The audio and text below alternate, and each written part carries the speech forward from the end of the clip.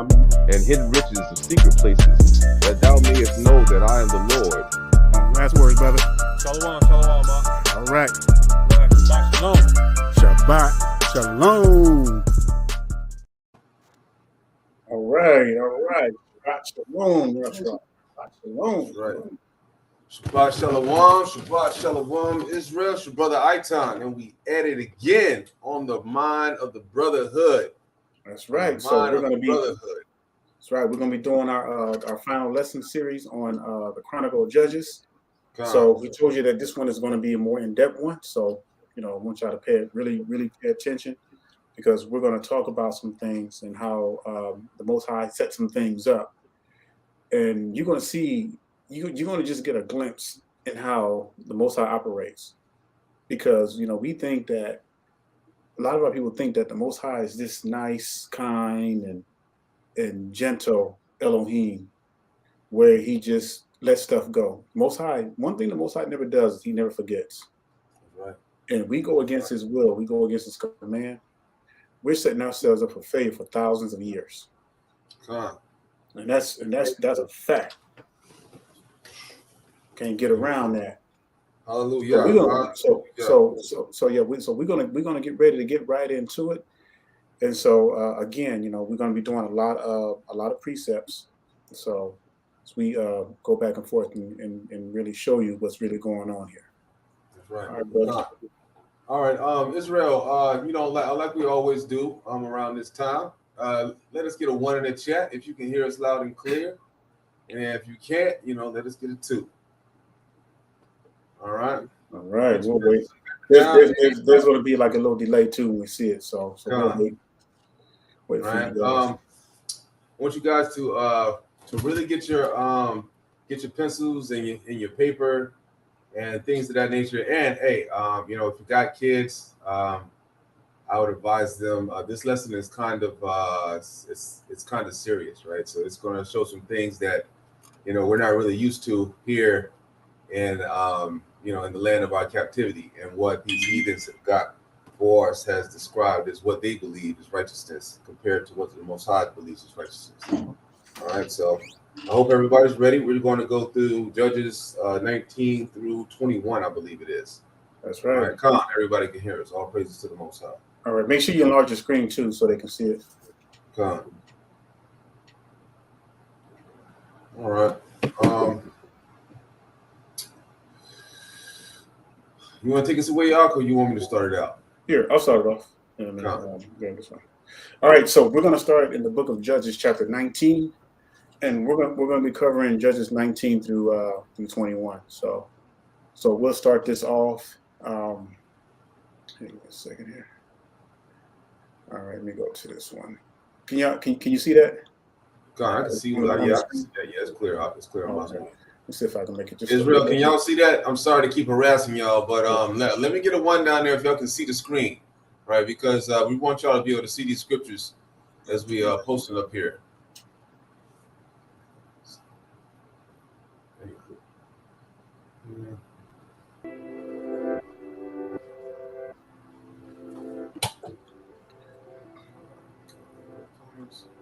Yes. All right, and I think we still got some people coming on too, so this will give us a little time for everyone to get on.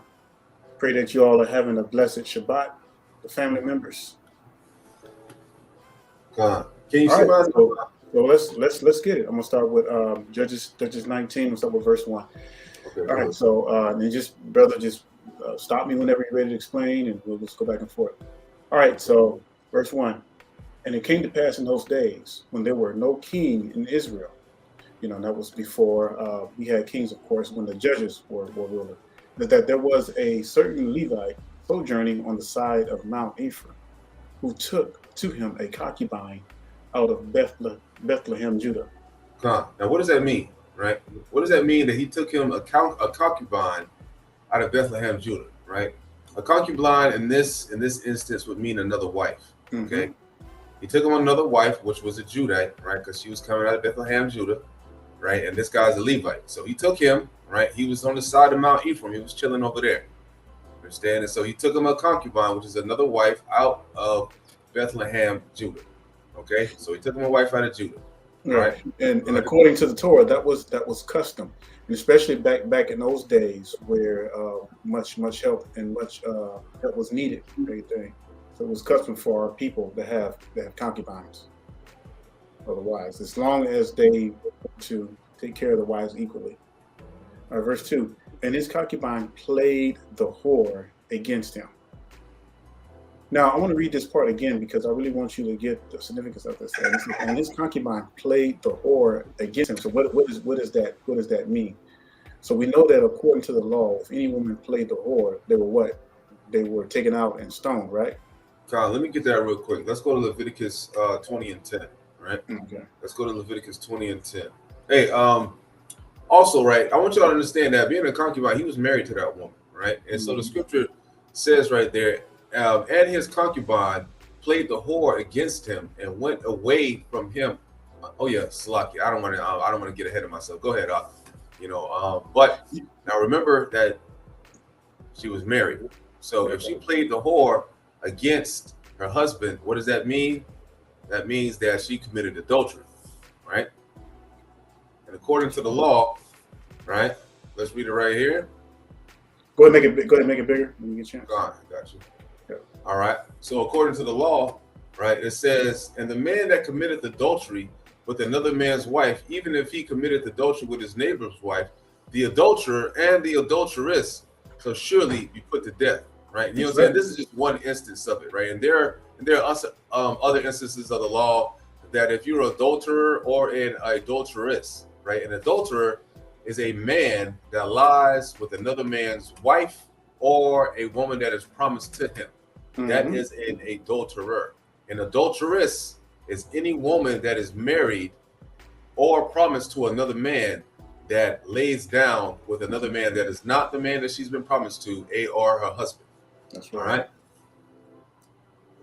All right. So let's go ahead and all right. Let's go ahead and I'll read verse 2 again.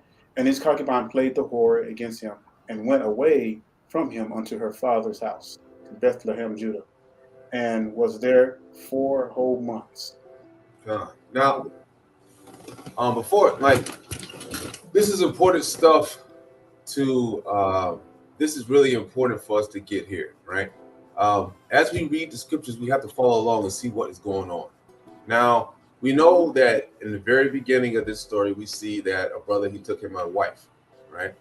And then we see in verse 2 that the wife decided to be an adulteress. I mean, she played the whore against him, right? She was an adulteress.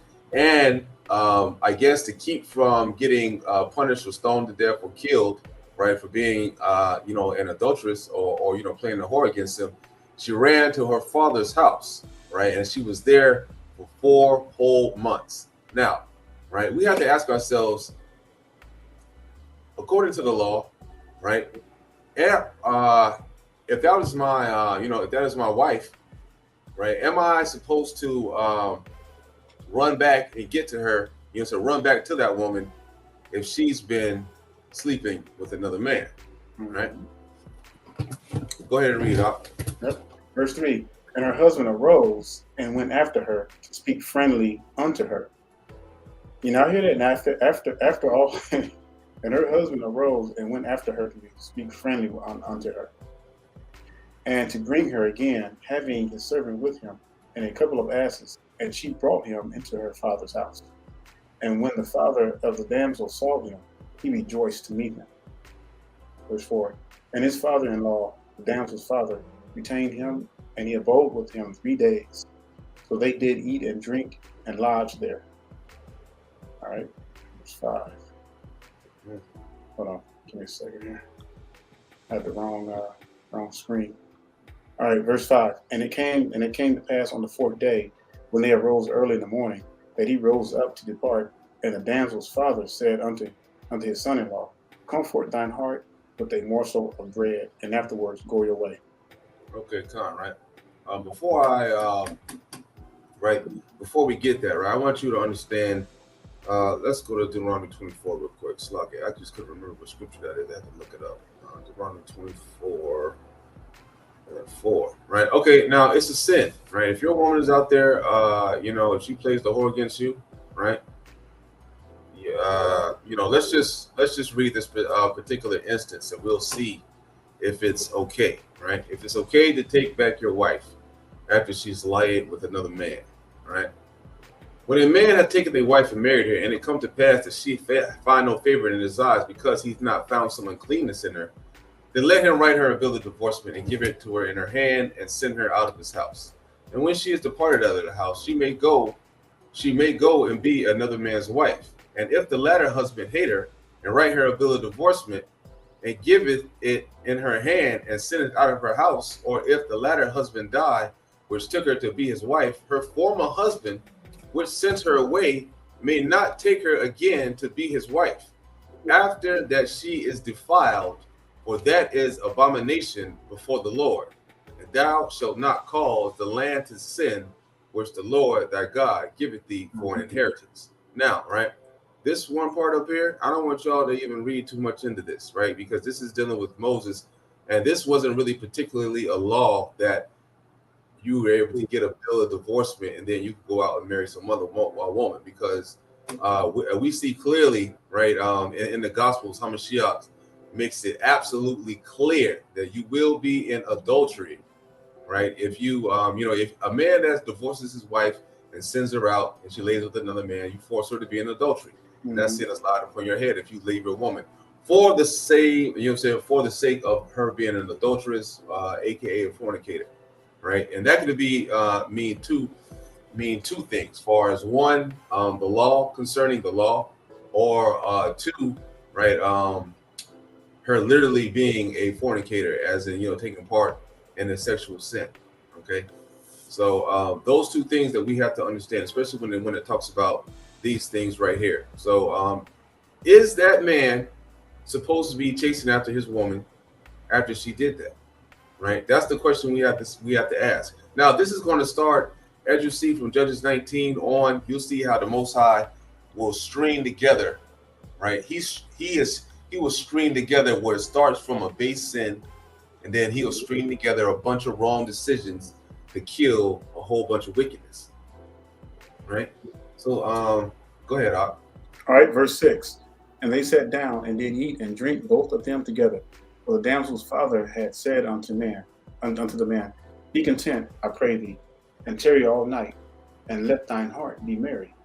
Verse 7. And when the man arose up to depart, his father-in-law urged him. Therefore he lodged there again. Verse 8. And he arose early in the morning on the 5th day to depart. And the damsel's father said, Come forth thine heart, I pray thee. And they tarried unto afternoon, and they did eat both of them. And when the man rose up to depart, he and his concubine and his servant, his father-in-law, the damsel's father, and said unto him, Behold, now the day draweth toward evening, and I pray you tarry all night. Behold, the day groweth to an end. Lodge here, that thine heart may be merry.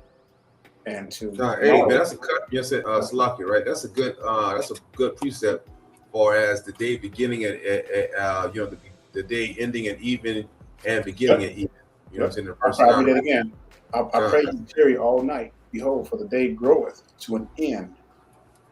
Lodge here, that thine heart may be merry, and tomorrow get you early on your way, that thou mayest go home.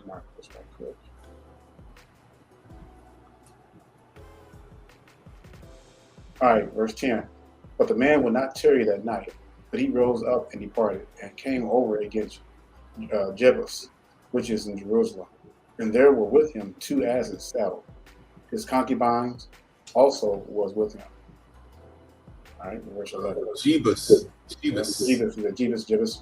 might pronounce Jebus. Yeah, Jebus is also another name for Jerusalem. Yeah. And when they were by Jebus, the day was far spent. The servant said unto his master, Come, I pray thee, and let us turn into the city of the Jebusites, and lodge in it. And his master said unto him, We will not turn aside either into the city of a stranger, that is not of the children of Israel. We will pass over to Gibesh. Because remember, a lot of those people were still dwelling in Canaan or Israel, because they never drove them out. So remember, those remnants of those heathens were still up in there. Now remember, just like it said in the very beginning, if you read in the very first verse, it says, "It came to pass in those days when there was no king of Israel." Now you remember when we had the kings of Israel, when we continued our war party, when it said, Saul killed thousands and David killed 10,000s, right? So we have to remember that during the time of the kings is when we were really getting down, and destroying a ass load of heathens. Go ahead. And he said unto his servants, "Come and let us draw near to one of those places to lodge all night in Gibeah, or in Ramah." And they passed and went their way, and the sun went down upon them when they were by Gibeah, and belonging to Benjamin. All right. Benjamin is one of the tribes. Yeah, and Gibeah, right? Gibeah is where Benjamin had dwelt. That was a land of Benjamin at that particular time. Now, also, notice that when we're reading this, that the Most High had made it so he does not want to go around the Jebusites, right? Instead, he just said, well, I don't want to go around my own people. I want to go around some of my own people, right? So he skipped over that where where the heathens were at, and then which he probably would have been okay there, right? He probably would have been straight there, but instead, right, the Most High put a mind on him to go to a place where his own people live, right, where his own people reside. All right. And they turned aside, verse 15, and they turned aside thither to go in and to lodge in Gibeah. And when he went in, he sat down in a street of the city, for there was no man that took them into the house of lodging. Verse 16. And behold, there came an old man from his work out of the field at even. There's that word again, at even, which was also of Mount Ephraim, and he sojourned in Gibeah. But the men of the place were Benjamites. All right, verse 17. And when he had lifted up his eyes, he saw a wayfaring man in the streets of the city, and an old man said, "Whither goest thou? And whence comest thou?" And he said unto him, "We are passing from Bethlehem, Judah, toward the side of the Mount of Ephraim.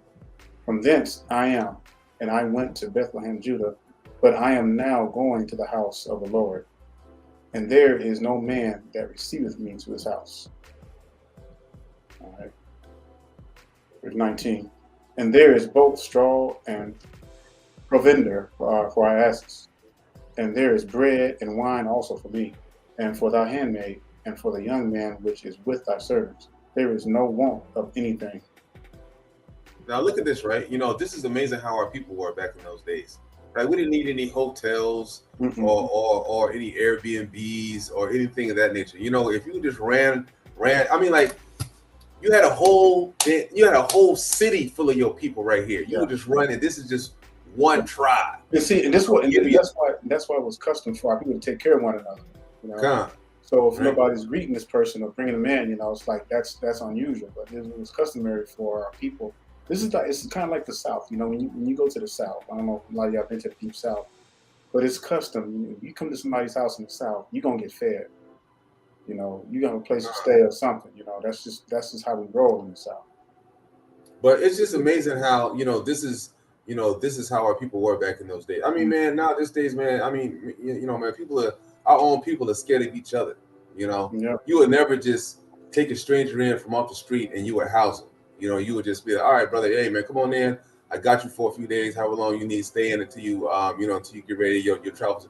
And then the brother had, he had everything. So that means that even if you were a brother that didn't maybe have everything that you needed, that it was still customary for, if you were an Israelite, part of the 12 tribes, that wherever area you were at, you would be taken care of by one of your people. That's just amazing to me. Nowadays, man, we don't have that. We do not have that.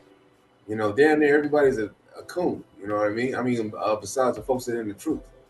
Always trying to just, please the heathen and look out for them instead of looking out for your own people first. Madness. Crazy. And the old man said, verse 20, and the old man said, peace be with thee. Whosoever let all thy wants lie upon me, only lodge not in the street. All right, verse 21. So he brought him into his house and gave provender unto the asses, and they washed their feet and then eat and drink. Man, that's deep, man. Get your feet washed and everything. They wasn't playing around, man. Dusty. Yeah. All right, verse 22. Now, as they were making their hearts merry, behold, the men of the city, certain sons of Belial, they said, in the house round about, and beat at the door, and spake to the masters of the house and the old man, saying, bring forth the man that came into thine house. Yeah. Wait, hold up. Okay, let me read this again. So, y'all gotta understand what's going on here. Now it says, as they were making their hearts merry. They were sitting there, they were happy, probably, drinking some wine or something or whatever, fellowship. It says, behold, the men of the city, certain sons of Belial. Yep. Beset the house round about. So in other words, they encamped the house round about. And it says, and beat at the door. So it wasn't no like little steady knock. It says, and beat at the door, and spake to the master of the house, the old man, saying, bring forth the men that came into thine house, that we may know him.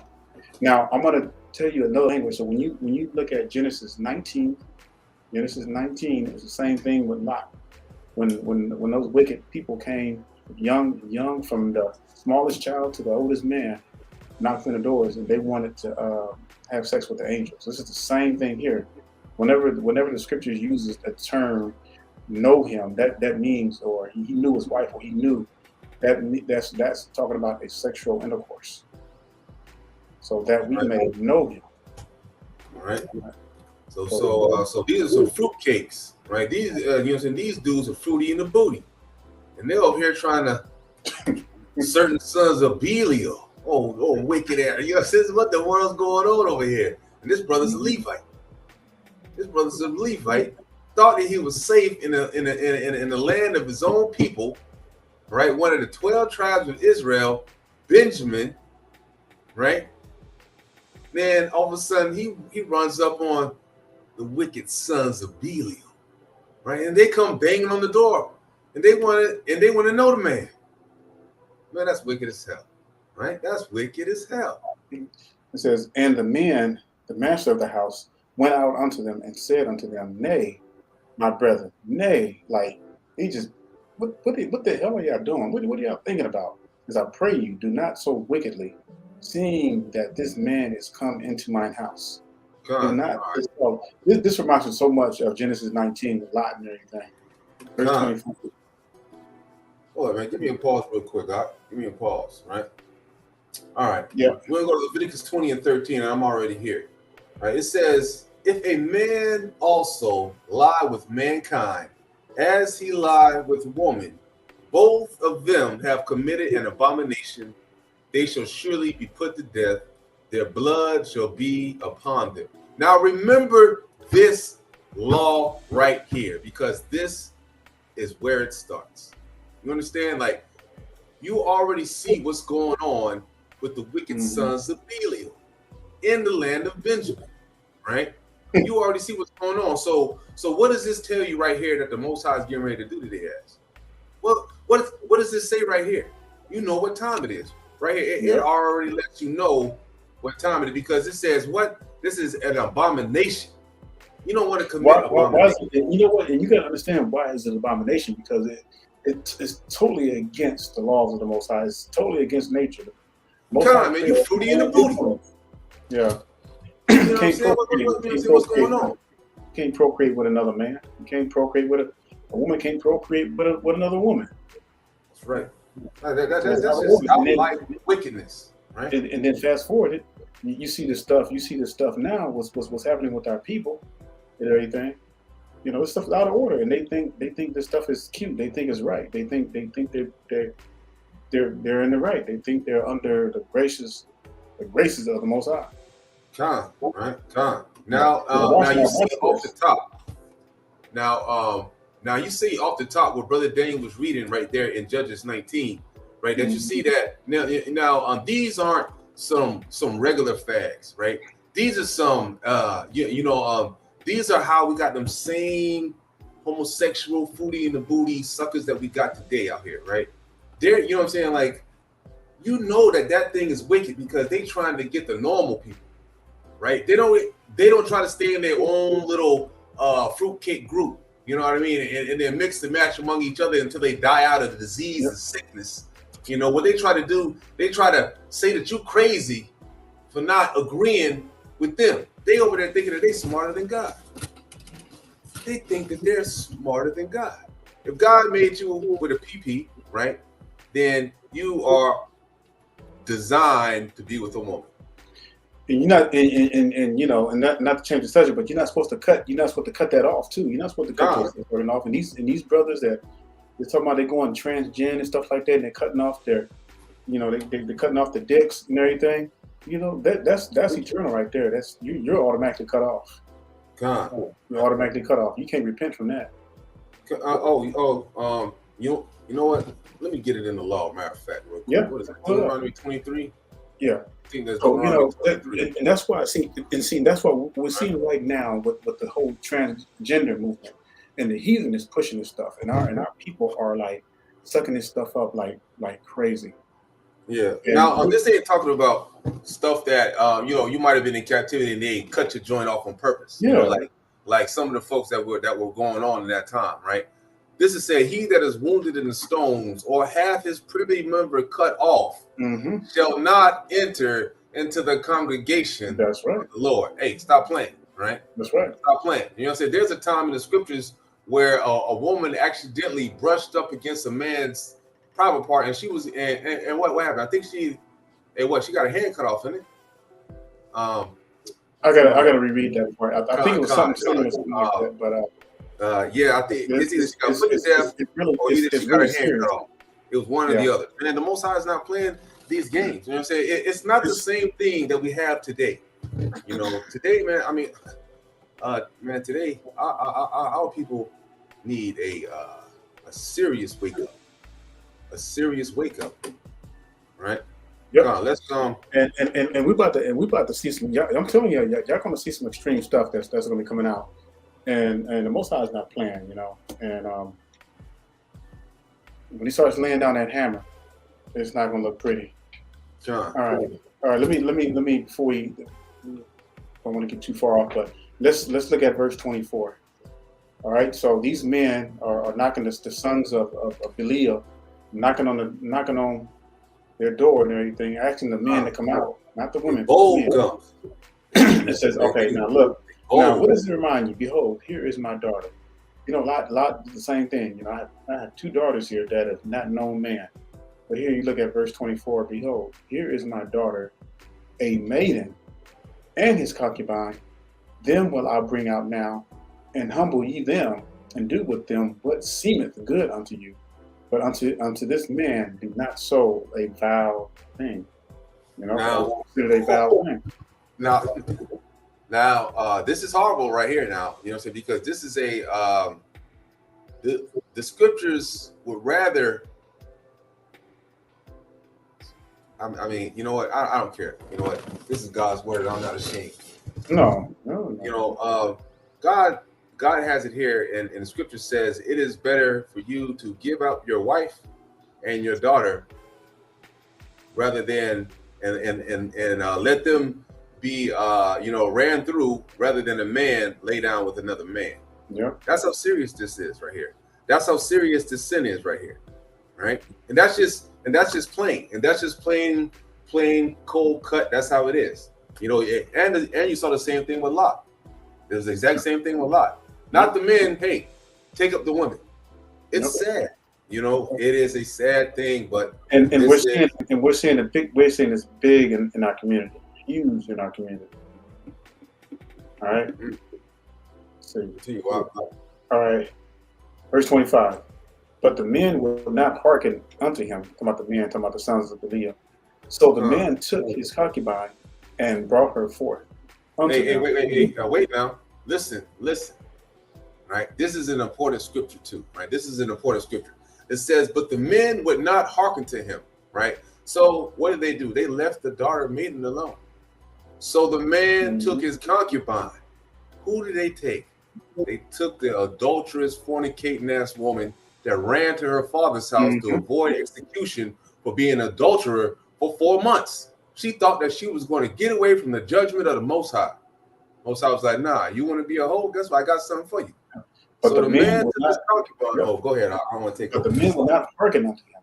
So the men took his concubine and brought her forth unto them, and they knew her and abused her. Damn. Not only did they knew her, but they abused her. Abused her all the night until the morning. That's crazy, man. They must have been gang raping her or something. They were doing some crazy stuff, man. That's just, you know, that's why it doesn't pay.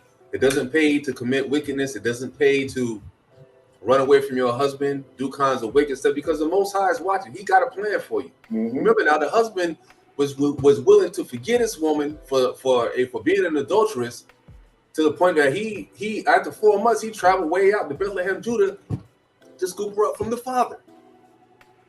Instead of being mad that she had played the whore against him, he was like, you know what, I'm just gonna forget my wife. I'm gonna come back. God's not dealing with simps. The Most High is not dealing with simp brothers. He ain't dealing with that. Nope. As you see what happened to this man right here, y'all think it's just what's going on today. This is the truth. There's when the day began to, how it is. Yeah. Now watch this. And when the day began to spring, they let her go. So after they ravished her over and over and everything, she was no good no more. They let her go.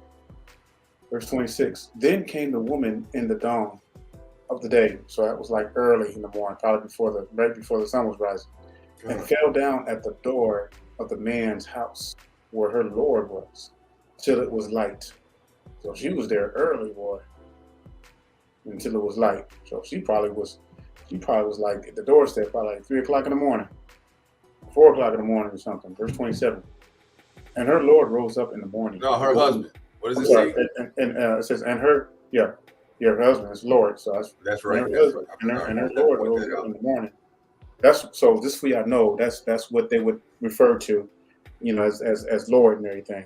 Wife would call you Lord. That was the custom. And her Lord or husband rose up in the morning and opened the doors of the house and went out to his way. And behold, the woman, his concubine, was fallen. It was the same one who went a whoring. Was fallen down at the door of the house, and her hands were upon the threshold. Right? So they pretty much just chopped her to death, right? They drug her all night till she until she was damn near dead, and then in the morning she just couldn't hold her. She was dead. She was dead. That's ridiculous. Hey, it's sad. Don't get me wrong. Hey, man, the man's wife should not have been, but that was the judgment of the Most High for her to get down. For her to get it happen like that. However, it's sad, right? But I want you to realize the string of things that are happening. First, the woman decided to get, said she committed adultery against them. She ran out to the husbands. Yep. Now the husband, was he supposed to go back and get her? We read in the scriptures. No, he wasn't. So he goes right against the ways of the scriptures, right? And he does, and so now he's involved in something that he should not be involved in. On top of that, what happens because of that, right? She gets raped to death. Well, I can believe it. Let me not even say that word, because there's no such thing as that in the scriptures. There's just not. We'll see later on. There's no such thing as that. Right now, women, you have the safe haven in the land of the heathens right now, and it's having y'all with a head that has y'all feel like y'all can just do anything y'all want and say anything that y'all want. But it's just an illusion. It's just an illusion. Once we get down and we can continue reading, you'll see just how much of an illusion it is compared to how the Most High views the order, compared to how a lot of our religious sisters view the order. Right? Yep. All right. Let's look at verse 28. It's gonna spring more. And he said unto her, Up and let us be going. But none answered. Then the man took her up upon his ass And the man rose up and gat him unto his place. And when he was come into his house, he took a knife. Let's look what's going on. He took a knife and laid hold on his concubine and divided her. Okay, so you got to understand the graphics of this thing. What it says now, because she was at this time she was still alive. No, she was dead. Oh no, wait a minute. Yeah, and he carried her dead body from Bethlehem, Judah. That's right. Yeah, all the way back to the other side of the Ephraim, land of Ephraim. 27 was right here because it says right here, concubine was falling down at the door of the house, and her hand were upon the threshold. So that means she was dead. And yeah, he said it to her, let us up and go, but none answered. Then the man, because she was dead at that point. Then the man took her up on the ass, rolled her up, got her in her place. For some reason, I was thinking she was still breathing. That would have been crazy, man. Yeah, start cutting the woman up while she's still, start cutting the hole up while she's still breathing. Like, damn, that's gangster. All right, verse 29. You know what? I'm just, you know what? I'm just, in my mind, I want to believe that she's dead, but it doesn't necessarily say. Yeah, it does. And that's what I was wondering, because the woman still could have been breathing. Maybe she appeared to be dead. But when dudes started cutting her ass up, I guess she was dead, because didn't say she made a sound. Well, I'm just looking at later on if you want to, man. We can go to the let me finish reading this. Let me finish reading this. Verse 29. And when he was coming to his house, he took a knife and laid hold on his concubine and divided her. You talk about some stories, boy, in the scriptures. I mean, man, our people were gangster, boy. Together with her bones into 12 pieces. Now imagine how bloody that would be. Think about it, man. I've been in morgues before and stuff like that, and I've seen, I've been in deployments and I've seen body pieces and stuff like that. That is not a pretty sight. All right. So this dude taking a knife into her, divided into 12 pieces, blood all over the place and everything, blood all over himself, and sent her. This man was hurt. Yeah. And you can probably feel the anger in his voice too. Yeah, because this man, he had to beat away some fags, right? Some dudes that's fruity in the booty, had to beat them away at the door, and then turn around to give her, to give them his concubine, who he done traveled all the way to get back. You see what I'm saying? Because he really had liked that woman. You know what I'm saying? Hey, man, he really liked the woman. He did all of that, and then, that's the brother's mad. He's mad. Yeah. He's unstable. Yep. And sent her into all the coast of Israel. Verse 30. And it was so that all that saw it said, there was no such deed done nor seen from that day that the children of Israel came up out of the land of Egypt unto this day. Consider of it, take advice, and speak your mind. So in other words, this something was so gruesome that this is something that's never even been seen.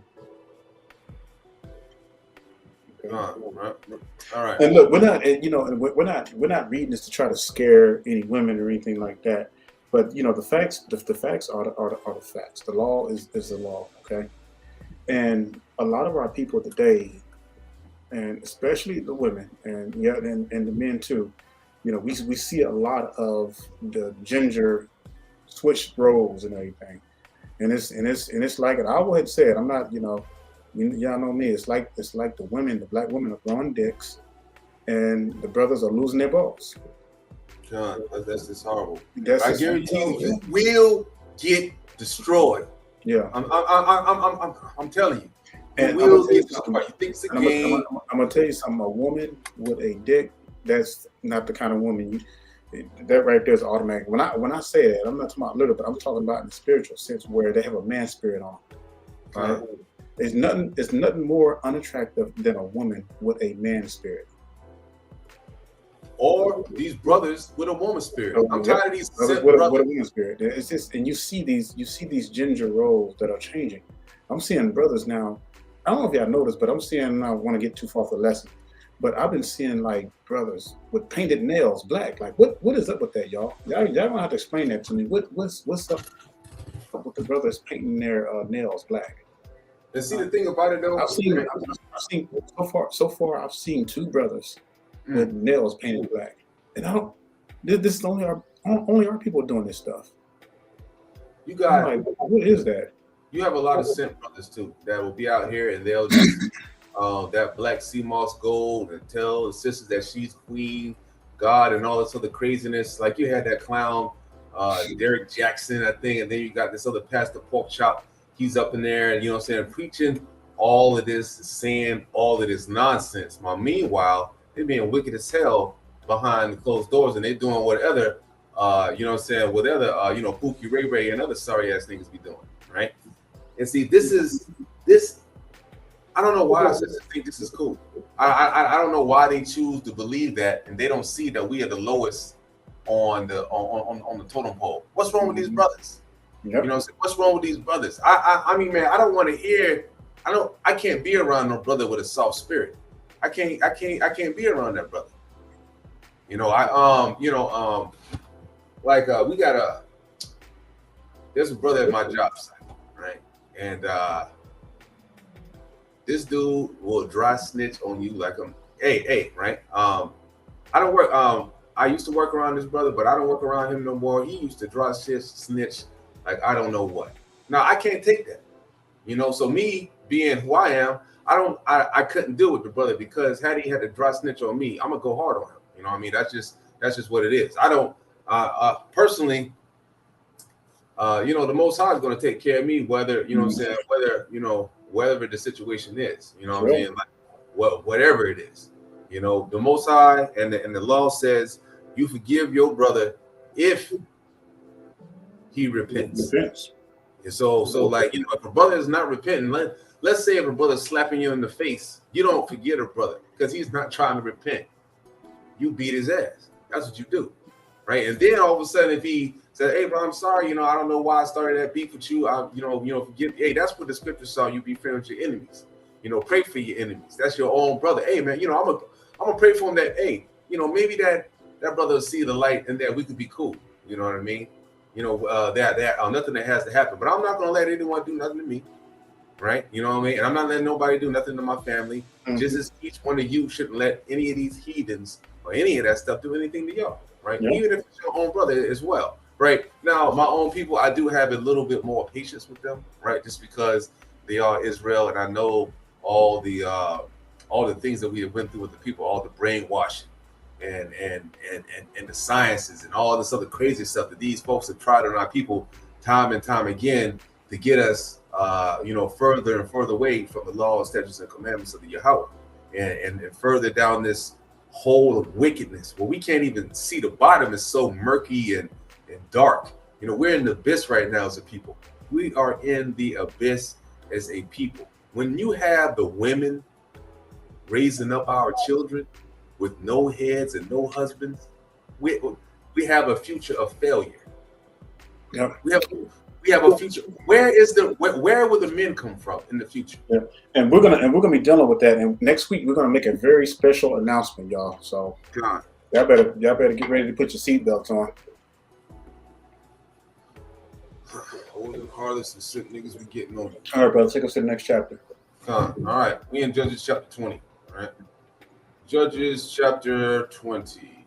All right, it says, "Then all the children of Israel went out, and the congregation was gathered together as one man, from Dan even to Beersheba, with the land of Gilead, unto the Lord in Mizpah.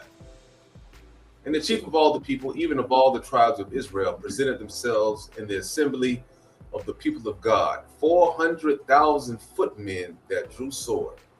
Right?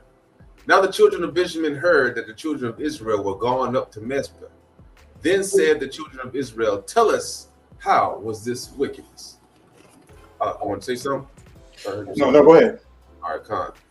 "And the Levite, the husband of the woman that was slain," right? Because remember now, at first you called him Lord, but now, you know, we know what's going on. It says, and the Levite, the husband of the woman that was slain, answered and said, "I came to Gibeah, that belongeth to Benjamin. I and my concubine the lodge. And the men of Gibeah rose against me, and beset the house around about me upon around about upon me by night, and I thought to have slain me, and my concubine have they forced, and that she is dead. All right. Oh yeah. Okay. So Khan, right? When she got up, she couldn't say nothing. She was dead. Right. Mm-hmm. So it says, I'm gonna read this one more time. And the men of Gibeah rose against me and beset the house round about upon me by night, and thought to have slain me, and my concubine they have forced, that she is dead. And I took my concubine and I cut her in pieces and sent her throughout all the country of the inheritance of Israel, but they have committed lewdness and folly in Israel. Right? The lewdness and the folly was them boys trying to be fruity in the booty. And then what did they do? That really made all of the men adulterous, pretty much, by laying with that man's wife. Any man that had anything to do with that, they became adulterers at that time, right? They became adulterers. And what is this? What happens to an adulterer? He gets put to death, right? You get put to death. So the Most High got them on two accounts. One, being fruity in the booty. Two, right? You being an adulterer. Man, the Most High stacking that. Hey, man, listen, I'm Shiach and the Most High. Hey, genius beyond geniuses, their minds are so great. I'm even afraid I just can't even able to imagine, right? And I took my concubine and I cut it into pieces. Go ahead. Yeah, exactly. This is why I always park on. You guys, we got to work out our salvations with fear and trembling.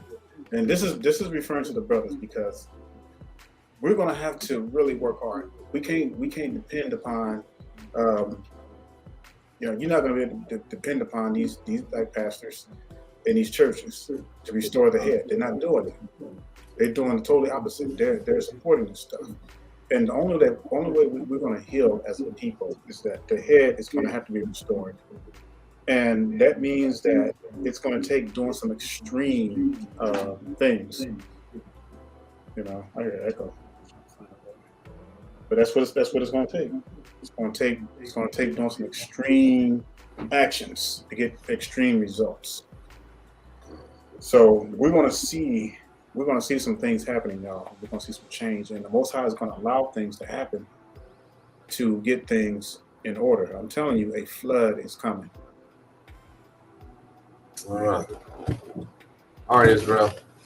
I need everybody to have their Bibles out. Just because I got the scriptures up on the screen, everybody needs to be following their own little, on their way. Write down scriptures and writing this stuff down. All right, here we go. In the midst of verse 5. Verse 7. Right? It says, "Behold, ye are all children of Israel. Give here your advice and counsel." And all the people arose as one man, saying, "We will not any of us go unto his tents, neither will we any of us turn into his house. But now this shall be the thing which we will do to Gibeah." Right? So this is one land of Benjamin, right? I want y'all to pay attention, right? This is one land of Benjamin. Now, Benjamin has many lands, right? But this is the one of the lands of Benjamin. Right now, this thing which we will do to Gibeah, we will go up by the lot against it. Right? You heard that? So them boys are going to war. They're going up by lot against it. And we will take 10 men of 100 throughout the tribes of Israel, and 100 of 1,000, and 1,000 out of 10,000, and fetch a victual for all the people, that they may do when they come to Gibeah of Benjamin, according to all the folly that they have wrought in Israel. So all the men of Israel were gathered against the city, knit together as one man. And the tribes of Israel sent men through all the tribe of Benjamin, saying, "What wickedness is this that thou hast done among you? Now therefore deliver us the men, the children of Belial, which are in Gibeah, that we may put them to death and put away evil from Israel." Now, check it out now, right? Hold on, I'm going to just finish reading this sentence, right? But the children of Benjamin would not hearken to the voice of their brethren, the children of Israel. But the children of Benjamin gathered themselves together out of the cities unto Gibeah to go out to battle against the children of Israel. Hey, you know what? This is some real stuff right here. Now, one tribe, one part, you know what I'm saying, the brothers of Benjamin that lived in the city of Gibeah, right? The sons of Belial, they were being wicked as hell, right?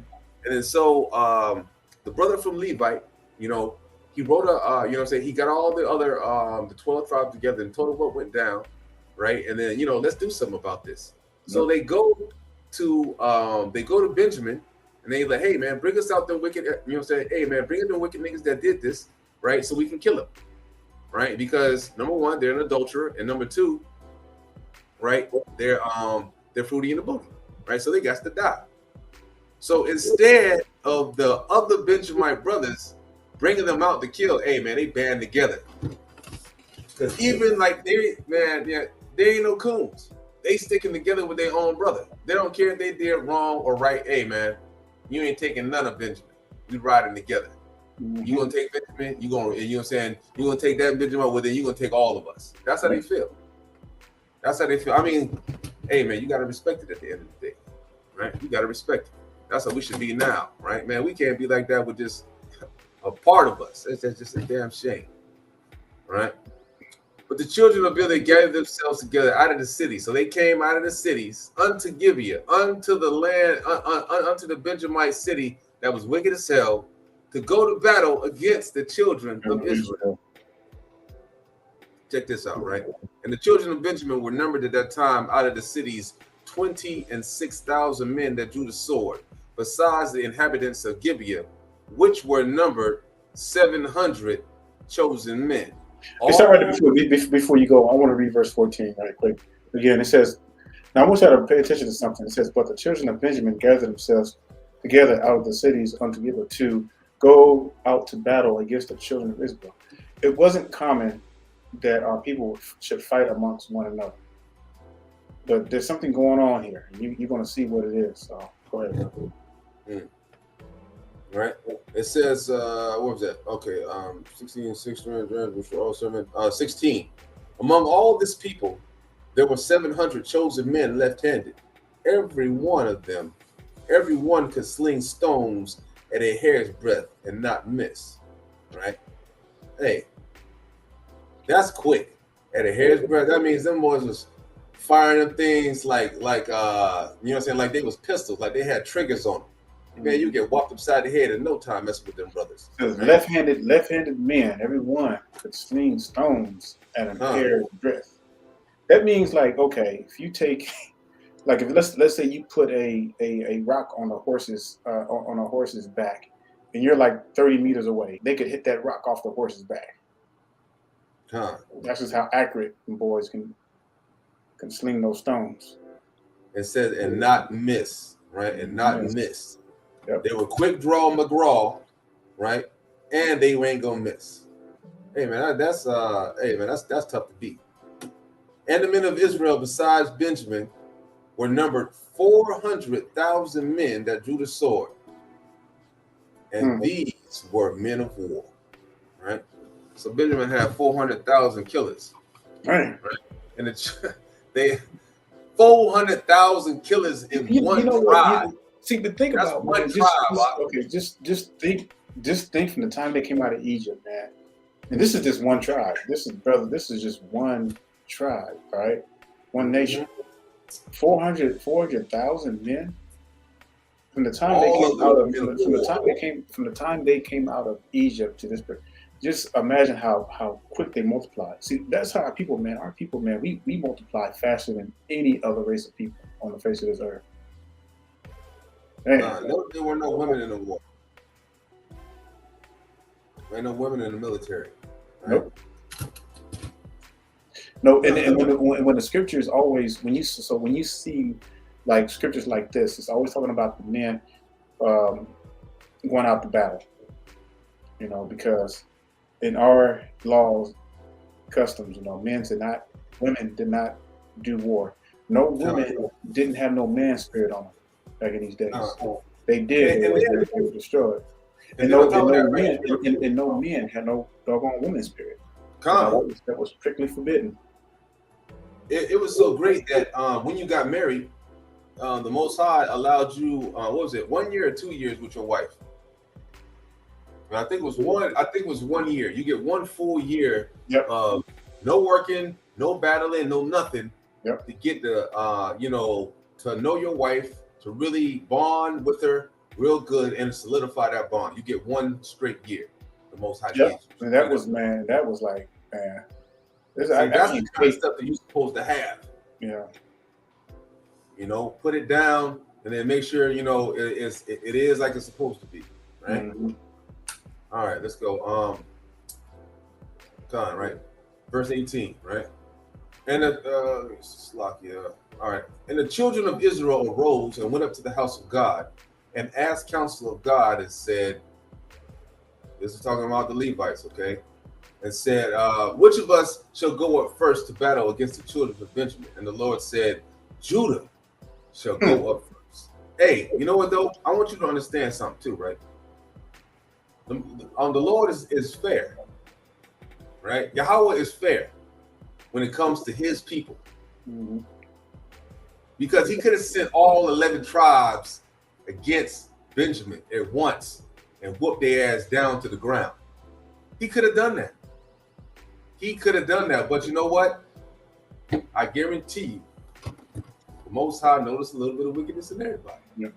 And and looking at Judah now, Judah technically is supposed to be the strongest tribe. That's the tribe that Hamashiach came out of. Judah himself, the Judah, the father of fathers of Judah. Matter of fact, he roared so hard that he caused women to miscarriage. It's just how powerful Judah was. They were like how you say the first Avengers. They were like the strongest Avengers. Yeah, I mean, like, you gotta think about it, right? Because what happened when they had when that heathen that took Dana, right? They got them boys circumcised, and just the brothers went in there and killed all of them niggas. Killed all of them. Yep. They all got killed.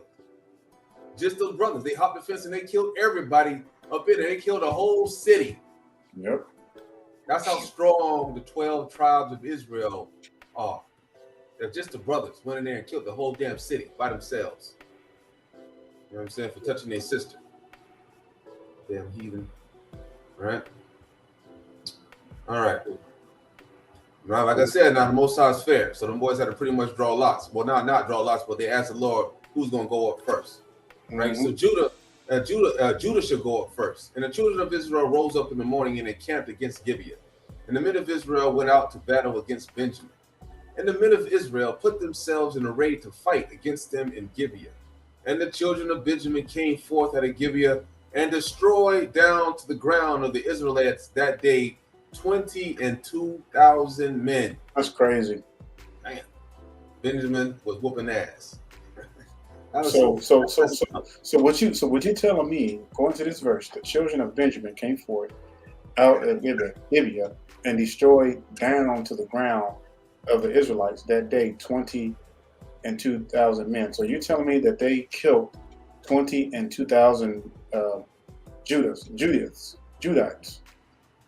God. That's crazy, man. It says, and the men of Israel encouraged themselves and set their battle again in array in the place where they put themselves in array the first day. I wouldn't have done that if I got my ass whooped 20,000 men. and not only that, but you got your ass whooped by some fags. Yeah, I know. What? I mean, dang, that's horrible, right? Well, I'll tell you, boy. That's like you going, you see some free dude, and he's talking crap to you and everything. You got, you big, you're a grappler, you MMA, whatever and everything. You get your ass whooped by his gay dude. Yeah, man. Hey, listen, this is horrible. Look what happened. Verse 23. And the children of Israel went up and wept before the Lord until they was crying to the Lord because they was getting their ass whooped by the fags. By some fruity and the bougie Benjamites and his homeboys that was sticking up for the wickedness, right? And the children of Israel went out and wept before the Lord until even, and asked counsel of the Lord, saying, shall I go up again to battle against the children of Benjamin, my brother? And the Lord said, go up again. Hey, the Lord don't care. The Lord don't care. Man, you can cry, you can whine, it don't even matter. The Lord don't care. You know what the Lord said? Get your behind up in there. You know what I'm saying? Get your behind back up in there. Get back in the ring, son. Get back in the ring. And the children of Israel came near against the children of Benjamin the second day. And Benjamin went forth against them out of Gibeah the second day and destroyed down to the ground the children again. The children of Israel again. 18,000 men. All these drew the sword. That's nearly That's damn nearly 40,000 men. Yeah, they just got really like 38,000. Yeah, Benjamin strong, 400,000. Benjamin is strong in the war, right? All men of war. They ain't playing no games, right? Benjamin is trying to prove they are the best tribe this day, right? They trying, but we'll see what happens. All right, and all these drew the sword. Then all the children of Israel and all the people went up and came unto the house of God and wept and sat there before the Lord and fasted that day until even and offered burnt offerings and peace offerings before the Lord. And the children of Israel inquired of the Lord, ask the ark of the covenant of God was for the ark of the covenant of God was there in those days.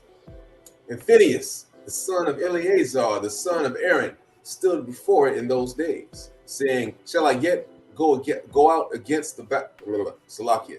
Shall I yet again go out to battle against the children of Benjamin, my brother? Or shall I cease? And the Lord said, Go up, for tomorrow I will deliver them into thine hand. Hey, well, that's 3 days again. Well, you done got whooped down 2 days straight.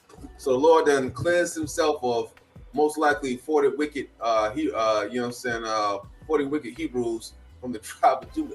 You know what I'm saying? They got whooped down 2 days in a row now. So the third day they going up again. And the Lord said, okay, finally I'll let y'all boys get a W. Right? Y'all been taking them L's. They were crying the first day. Man, come on now. What's going on? Crying. The Most High is a man of war. Yeah. All right. And Israel set liars and wait around Gibeah.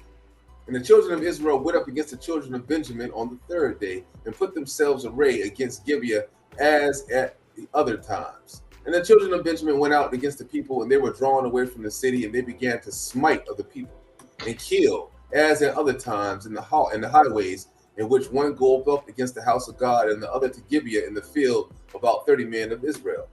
And the children of Benjamin said, They are smitten down before us, as at the first. But the children of Israel said, Let us flee and draw them into the city unto the highways. And all the men of Israel rose out of their place and put themselves in array at Baltimore. That's weird. Baltimore. Yeah, Baltimore. Does anything have to do with Baltimore? You know what I'm talking about? I'll read that. I think it's Baltimore, something like that. Yeah, I'm gonna look up that meeting later on. And the liars in wait of Israel came forth out of their places, even out of the meadows of Gibeah. Right. So in other words, this was the same thing. They were acting like they were getting beat down and doing this stuff, but instead, right, that didn't happen. They had folks in the wait, and they got it. And there came against Gibeah 10,000 chosen men out of Israel, and the battle was sore, but they knew not the evil that was near them. And the Lord smote Benjamin before Israel. And the Lord smote Benjamin before Israel. Man, the Lord had to step in and help them boys out. That's a damn shame. Right? And the children of Israel destroyed of the Benjamites that day 25,000 and 100 men. All these drew the sword. So the children of Benjamin saw that they were smitten. For the men of Israel gave place to the Benjamites because they had trusted into the liars in wait, which they had set beside Gibeah. And the liars in wait hasted and rushed it upon Gibeah. And the liars in wait drew themselves along and smote all the city with the edge of the sword. Now, right, liars in wait are the dudes they hide in the bushes, right? You know what I'm saying? It was a secret attack, covert mission, still Team 6, right? Most likely the real Sikaris of Israel, most likely the real Sikari, right? Sent to kill them boys. Now there was an appointed sign between the men of Israel and the liars in wait, that they should make a great flame of smoke and rise up out of the city. And when the men of Israel retired in battle, Benjamin began to smite and kill all the men of Israel, about 30 persons. For they said, Surely they are smitten down before us, as in the first battle. Right? The Most High, man, the Most High is a tactician. Got them clowns they win it, right? Yeah, you know, like boosted them up during the first head, you know, got their head big. Well, now they think they can just go up against all 12 tribes and win. Lord got something for you. But when the flame began to arise out of the city with a pillar of smoke, the Benjamites looked behind them, and behold, the flame of the city ascended up to heaven. Mm-hmm. And when the men of Israel turned again, the men of Benjamin were amazed, for they saw that evil was come upon them. So it was a sneak attack, burn up their damn city, right? Therefore they turned their backs before the men of Israel unto the way of the wilderness, but the battle overtook them, and them which came out of the cities they destroyed in the midst of them. Thus they enclosed the Benjamites round about and chased them, and trode them down with ease over against Gibeah toward the sunrise. And there fell of Benjamin 18,000 men. All these were men of valor. Wow, man. So you got some real killers that got killed, right? And they turned and fled toward the wilderness into the rock of Rimmon. And they gleaned of them in the highways 5,000 men, and pursued hard after them until the Gideon, and slew 2,000 men. Man, they were just dying left and right, right? The Most High is chopping down that damn number. So they all that which fell that day of Benjamin were 20 and 5,000 men that drew the sword. All these were men of valor. But 600 men turned and fled to the wilderness unto the rock of Rimmon, and abode in the rock of Rimmon 4 months. Right? Okay, so we got 600 men left, damn near, out of all these 400,000 that was initially there. The Lord then killed everybody. Yep. Burnt up the city. Notice now, he done burnt up the city. Women, children, everybody dying. Dead. You know what I'm saying? If you from the tribe of Benjamin and you was up in that land, dead. Right? The Most High ain't playing no games. And the men of Israel turned again to the children of Benjamin, and smote them with the edge of the sword, as well the men of every city as the beast. And all that came to hand, they set on fire all the cities that they came to. You see that? They tried to kill them all, Benjamin. They tried to put all of them to death. Any city they came up of, if I seen your cow, I seen your goat, hit it. I'm sticking a knife in it. You know, I wanted to reiterate on why, because you remember we read earlier when Judah was going first and Judah was getting their butt kicks.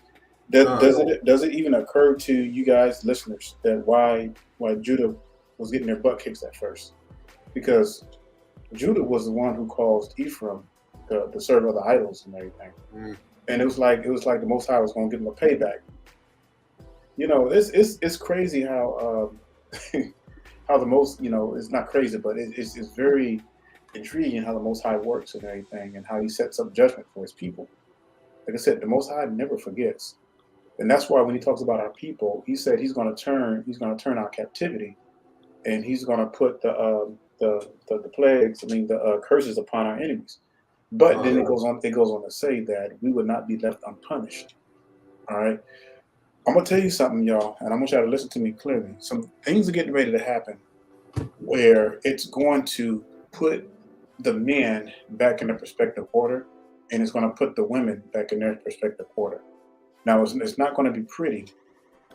There's going to be a lot of death that's going to result of that, but it's going to be necessary. All right. So, and I hope that reading through this, we've read 19 and 20, and we're getting ready to finish up with 2021. You know, I hope this becomes clear to you of the seriousness of the Most High and how he deals with his people. And if we don't get this now, we're never going to get it, and it's going to be too late. And already many of our people have already cut themselves off spiritually. This is no hope for a lot of our people.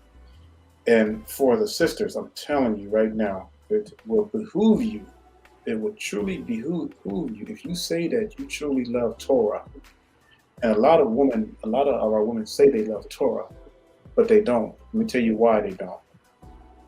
They only love the idea of the Torah, but they don't actually like the Torah itself, because the Torah requires complete submission. And in order for our head to be healed, there's going to have to be some complete submission. All right? There's going to have to be some things that's going to have to take place that's going to bring the head back into power. And we say this out of love. Right? Yeah, exactly. This is nothing we're trying to, this is nothing that we're trying to beat your sisters over the head with. Yeah. And you know what? The sisters that follow us, man, are most likely they're righteous because they know how Brother Daniel and I am. You know, man, we don't because you get with it. Yeah. Because you get sisters that come on and say, "Oh, it's hate." Okay, well, show me. You cannot pull none of our videos up and show us one word where we talked about where we even said we hated the daughters of Zion. You're not going to find it because but see, a lot of women tend to get this notion that we've been unchecked for over 70 years. When it comes to correction, they don't want to hear it. Then all of a sudden they like to digress to the men. Well, if the men would just lead, and we would greatly follow. It's not as easy as you think it is, And we're going to be addressing all these things for a good minute. Good minute. When I say a good minute, I mean a good minute. All right, so let's. I'll start reading chapter 21. So this is the last chapter in Judges. God, we'll break this up. I guess you can read to 12. I think it's 25 verses. I guess you'll read the 12 and I'll read the other half. Oh, don't matter, man. We both did. All right, so 21 verse 1. It says, "Now the men of Israel had sworn in Mizpeh, saying, There shall not any of us give his daughter unto Benjamin wife." All right. Now remember, now that's very important, right? Mm-hmm. Now the men of Israel have sworn in Mizpeh. That means not all the Israelites are aware of this oath. You understand? Not all the Israelites are aware of this oath, but mainly, right? But mainly the ones that are in Mizpeh, right? Even though we know we had a big old battle and that we done damn near killed of all the Benjamin, minus the 500 men that fled into the right? Remember now, the city's on fire. All the women, all the men, women, and children are dead. Besides the 500 folks that ran off at the battle, decided they didn't want no more. That's it. That's what's left of the tribe of Benjamin. Everybody else is dead. Okay. Remember now, they went from city to city, killing animals, killing everybody. All right. Go ahead, Doc. All right. And the people came to the house of God and abode there to even before God, and lifted up their voices and wept sore. Verse 3, and said, O Lord God of Israel, why is this come to pass in Israel, that there should be today one tribe lacking in Israel? And it came to pass on the morrow. What does that mean? Slaki. What does that go? What does that mean right there? Verse 3. Verse 3. Let me read that again. It says, and said, O God of Israel, why is it come to pass in Israel that there should be today one tribe lacking in Israel? God, right? That means that man, almost, yeah. God, I'm sorry for a second, man. Hey, say something for a second out. You was going in and out. Okay, can you hear me?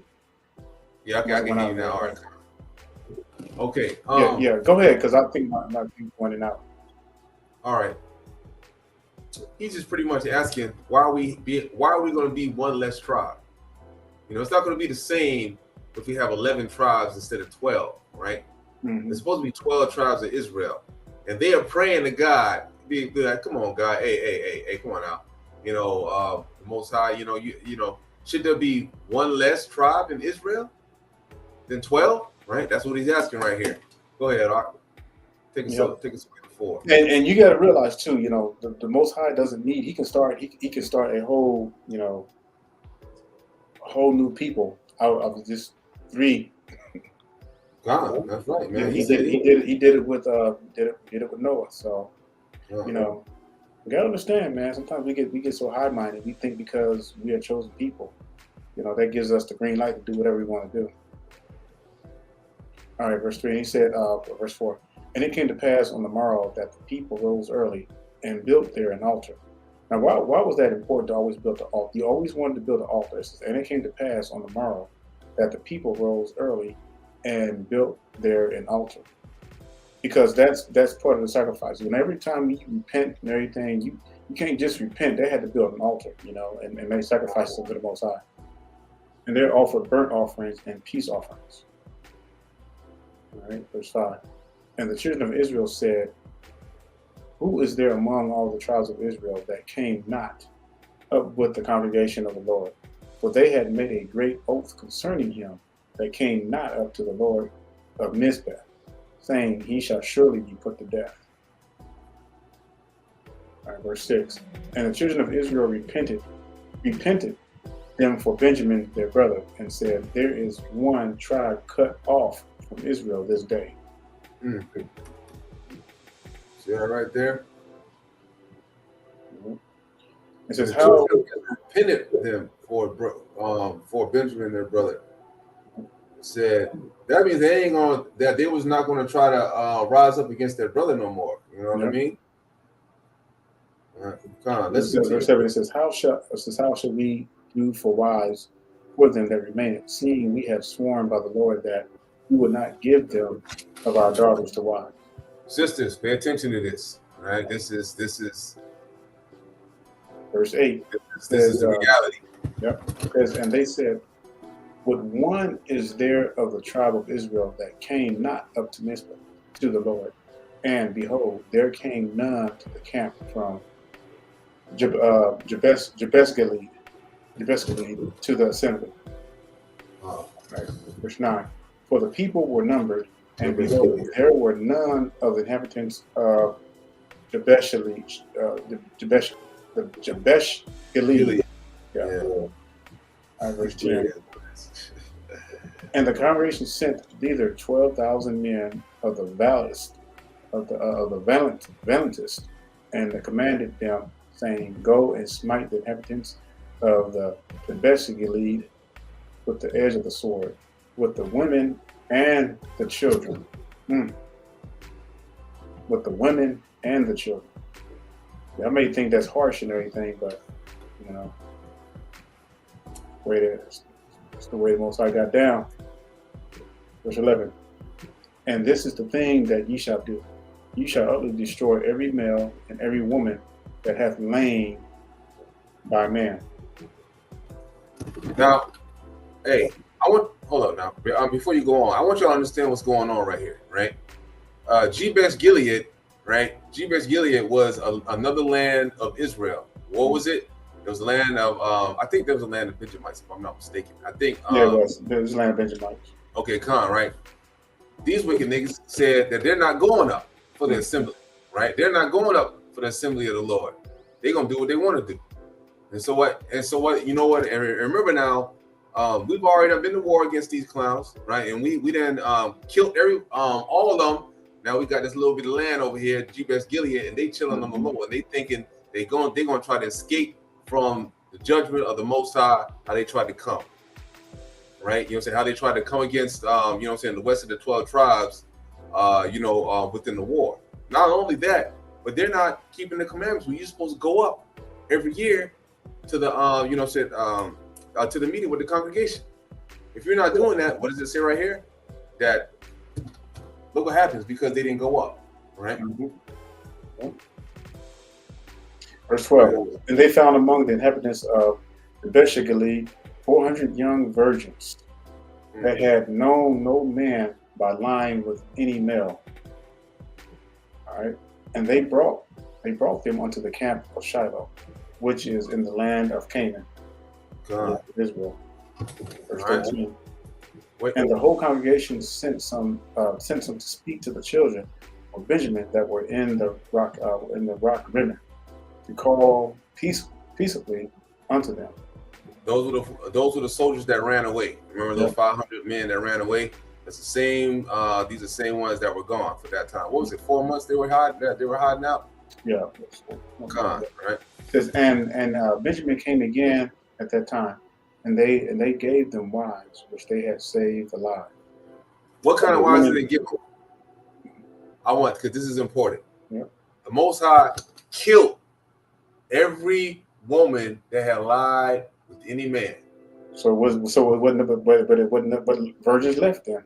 It was none but virgins left. Yep. You know what I'm saying? There was no sisters with body counts. Yep. You know what I'm saying? It was none of that. To give to these other men that had transgressed the Lord, had fought against the Lord, they got virgins. You understand? And see, and on that note, y'all, this is the way it was supposed to be. So back in the day when the headship was in power, and what was it, 21? I think 19 or 21 for the. I think it might have been 20 or 21. But anyway, the fathers would get together, and normally the father would choose a mate for his son. You know, he would get with the, let's say Judah. He would get with the, you know, I get with brother Aton. Man, my son, you know, is acquiring your daughter and everything. You know, we'll set up the ceremony. He agrees. We set up the ceremony and everything. My son marries his daughter and everything and all that stuff. But yeah, man. I mean, but every man in Israel was to have a virgin. And see, this tells you how pure our brothers were and how pure our women were, because you didn't have to worry about getting someone who was like, when you fast forward today, you know, like, of course many of our women are not virgins because, you know, of how far we've gone backwards and everything. And of course the headship is all broken. And it's all. No, it's not even that. You know what I'm saying? They're not virgins because they can't keep their legs closed. They want to be strong, independent women on everything else except for doing what the fuck is slocky, except for doing what's right. You know what I mean? There's no making no excuses for that. I don't care about that. No. Yeah. You know, every woman knows pretty much don't be sleeping, don't have sex before marriage. Every sister is pretty much growing up with that. Yes, and you can't later in life that you want to just give it away or whatever to some dude that you don't marry or some foolishness just to be in the wickedness. No, that's bad. You can't blame the man. And you know, women are so quick. You're so quick to blame. Well, this man did this and he left and that. Okay, did he rape you?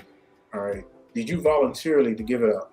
You know, 9 times out of 10, you voluntarily give it up. Such thing as that.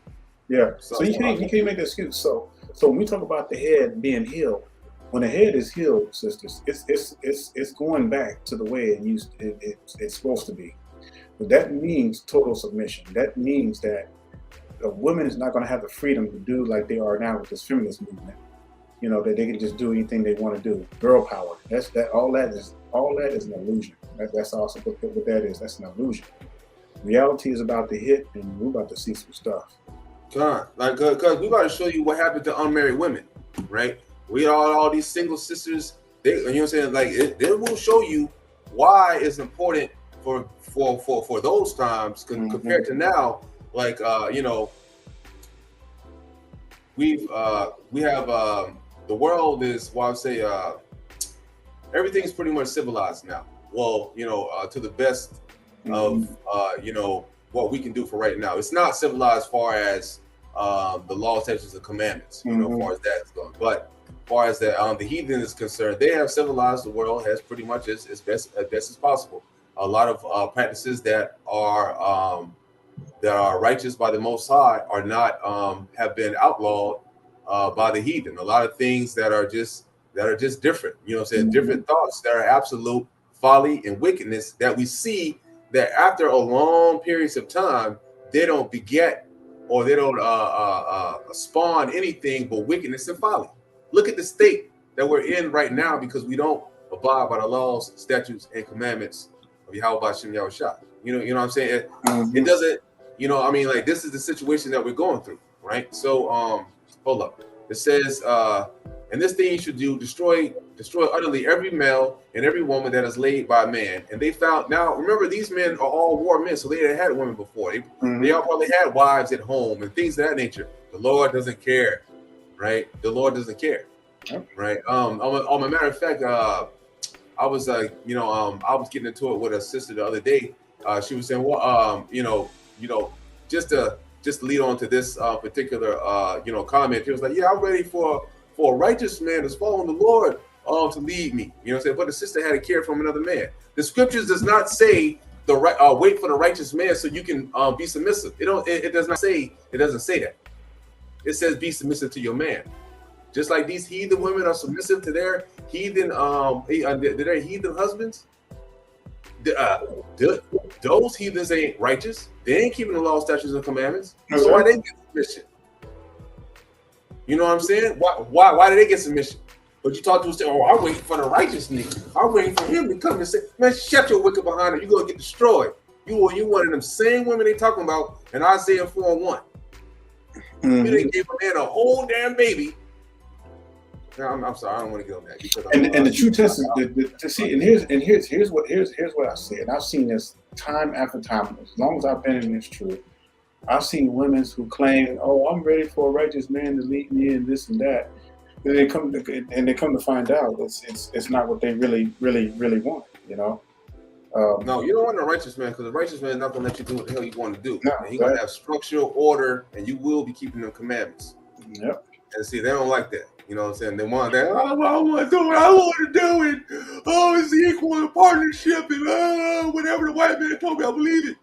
And you see all these, and I'm not, want to get too far. I want to finish reading this, but you see all these so-called women on these YouTubes, and I'm talking about the so-called awakened ones as well too. We're gonna be dealing with them harshly, but out of love, and we're just gonna be telling the truth. Yeah, they shouldn't love your sister. They shouldn't be on there trying to teach scriptures, because guess who's watching? Men and women, and they're sitting up there single, trying to teach scriptures, calling themselves holy of the Most High. And not a husband, probably got like 20 bodies and a baby mama. You know what I mean? No. I'm sorry. I just get aggravated so badly when I see that stuff. Man, you don't see that stuff in the scriptures, man. You know what I'm saying? The woman that was,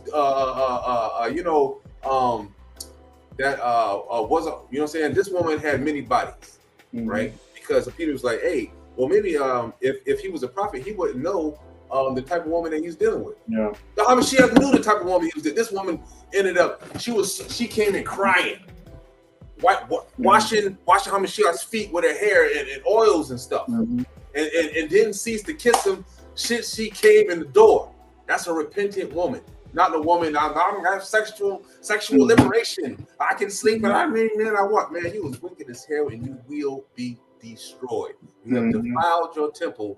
Yeah, and that's why to La, pronounce her name, Labria Israel. And he says, "I'm ready for a man to lead me because I'm tired." Now, if you're truly wholeheartedly, and you really mean that, then that's all praises. But I'm telling you, it's you have to really mean that, because you have to be that. And that means that you don't just get with any brother that claims that's keeping Torah either. Of course, the Bible says test the spirits. And so we don't. Yeah, there's no boyfriends and girlfriends and none of that other stuff. Yep. Hey, well, you know what? Let's continue reading. Let me continue reading. All right, and then okay, let me continue reading. Go ahead, make your. Here we go, Khan. I got it right here, right? And it says, "And the people repented, Khan, right? And the people repented from Benjamin because that the Lord had made a breach in the tribe of Israel." Let me go. Oh, no, because I wanted to show you. There, here we go. And the whole congregation sent some to speak to the children of Benjamin that were in the rock of Rimmon, and called peaceably unto them, because remember, those are the guys that was running from the war. That finally the Lord had granted us strength upon them, so we burnt down their ass, and then we done ran them in the rocks. About 500 of them, right? They were on the run for about 4 months here, right? And it says, and Benjamin came again at that time, and they gave them wives, which they saved alive from the women of Gilead, Jabesh Gilead. Now, the tribes of Israel, they went through and they done killed up some more wicked ass Benjamites and took wives for these, for the remaining Benjamin, for the remaining Benjamites. You understand? Mm-hmm. That's what they did, right? Because they felt sorry, because they was like, well, you know what, the Lord, I don't want him to kill, I don't want him to kill off a tribe. So we're gonna get these guys some wives so they can go ahead and they can get them, so they can go ahead and be so they can go ahead and reestablish their tribe, right? So it says, but look at these brothers though. And Benjamin came again at that time, and they gave them wives, which they saved alive from the women of Jabesh Gilead, and yet so they sufficed them not. So the Benjamite brothers, they was like, nah, I ain't feeling these women, man. They ain't, nah, you know what I mean? But see, probably like the reason why I believe why they sufficed them not is because I believe that they were too young. Right here it says in verse 12 it says, and they found among the inhabitants of Jabesh Gilead 400 young virgins that had not known no man by land with any man. You know what I'm saying? So I believe that they didn't suffice them at the time because truthfully unto me, I believe either I just want to be nice and I believe that they were too young, right? Not that they had anything physically wrong with them and where they just weren't attracted to the woman. Right? I believe that they were just too young and the brothers like, nah, man, we all men of war, man. We don't want no little babies. You know what I'm saying? I mean, you know, that's not what's, that's not what we into, right? Or, you know what I'm saying? Or it could have been, hey, man, we don't want these. You know, so these women are busted and disgusting. You know, I mean, it could have been that. Who knows, right? And it says, and the people repented then from Benjamin because the Lord had made a breach in the tribes of Israel. So they apologized. Yo, man, my bad, man. We didn't mean to bring you these women, right? So let's you know what I'm saying? So the elders went back, right? It says, then the elders of the congregation said, how shall we do for wives for them that remain? Seeing the women are destroyed out of Benjamin. You see that? The women are destroyed out of Benjamin. That means even though the men that were doing the gay stuff, right? The Lord killed all the damn women. Ain't none left. That's a shame. And notice which woman he killed. There was the one who had lain with men. Gone, right? And get it. It says, and their children. Read that part again. Oh, Khan. It says, the elders of the congregation said, how shall we do for wives for them that remain, seeing the women are destroyed? No, the other one, further up, where it says that they killed the women and children. The women and children were killed. Oh, yeah, Khan. They had lain with man. There it is right there. Yes, it says, and this is the thing that ye shall do. Ye shall utterly destroy every male and every woman that hath lain by man. Mm-hmm. That's why it is important. And what the verse 10 was. What happened? Oh, verse 10. Oh, and the congregation sent thither 12,000 men of the valley and commanded them, saying, go and smite the inhabitants of Jabesh Gilead. Yeah, with the women and the children. Mm-hmm. Yeah, the women and the children. Yeah, God don't care if you're a kid. Remember, he said there's bears to kill them 42 children. Yeah, because what think about it, when you have children born out of wedlock like that, they become part of the abomination.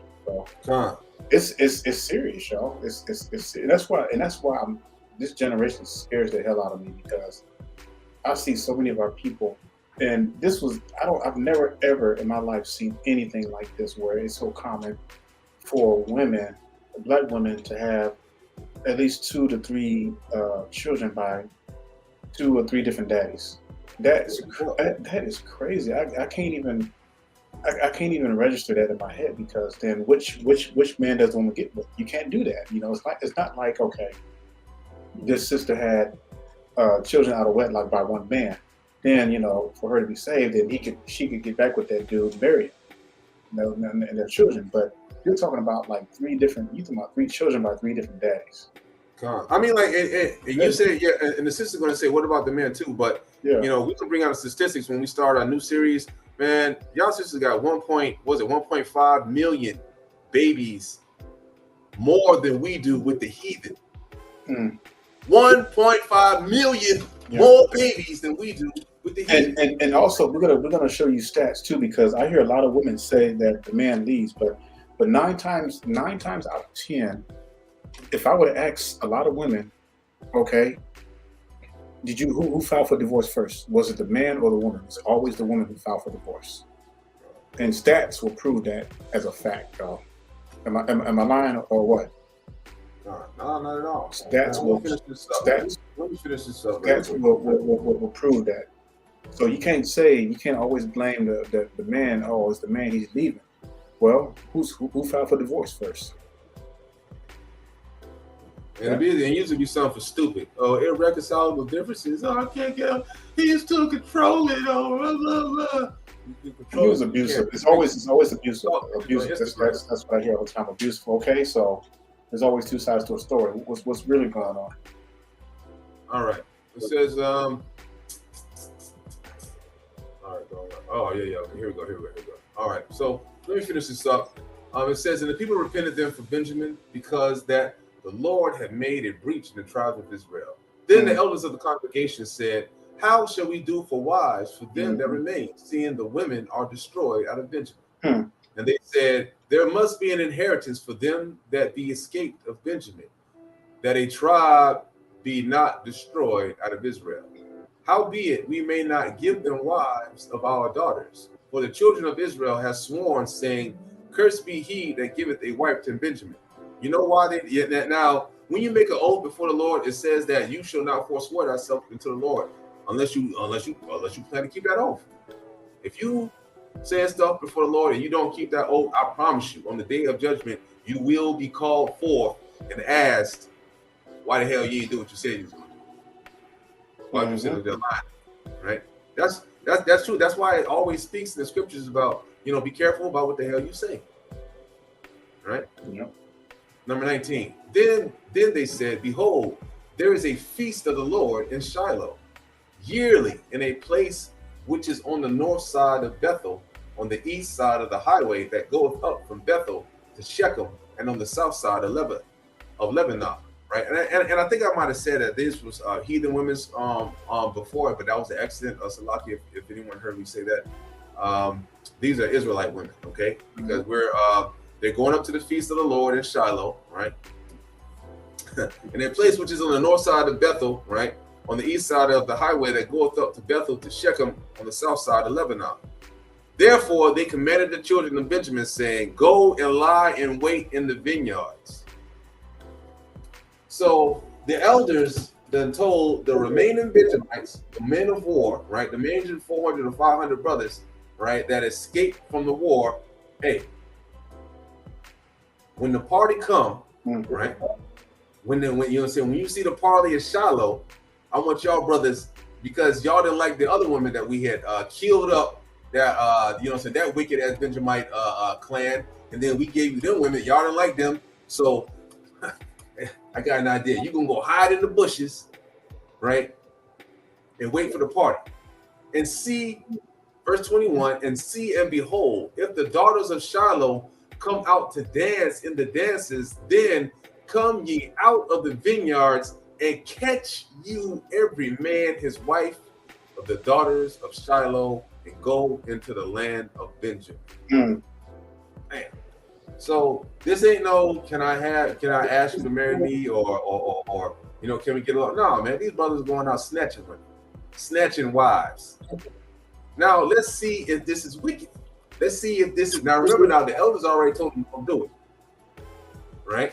They already got them already, 400 virgins or 300 virgins, and they didn't like them, right? So they got them some other daughters of some other righteous brothers, right? They, they go up to Shiloh every year and do the dances. And it shall be, now let's see what's going to happen, right? Verse 22. And it shall be, when their fathers or their brethren come up unto us to complain, that we will say unto them, be favorable unto them for our sakes, because we reserve not to each man his wife in the war. For ye did not give unto them at this time that ye should be guilty. So you know what they're gonna say? Hey brother, don't worry about it, man. Just let them go ahead and take your daughter. Hey man, it's all good, man. You should have gave them a wife when we was whooping their ass in the war and there was only a few of them left. Hey man, it's your fight there to get a wife. So we said to go ahead and take yours. The women don't have no say so in none of this. That's right. There is no partnership. There is no equality of any type whatsoever when it comes to the Most High. This is why it was so important to them days to be married. That's why if you was married with a man, you had a headship over you and you were protected. You didn't have to worry about niggas coming out of bushes and snatching your behind. You know why? Because you were humble with a man and you had a husband. You were protected. That's what this is about.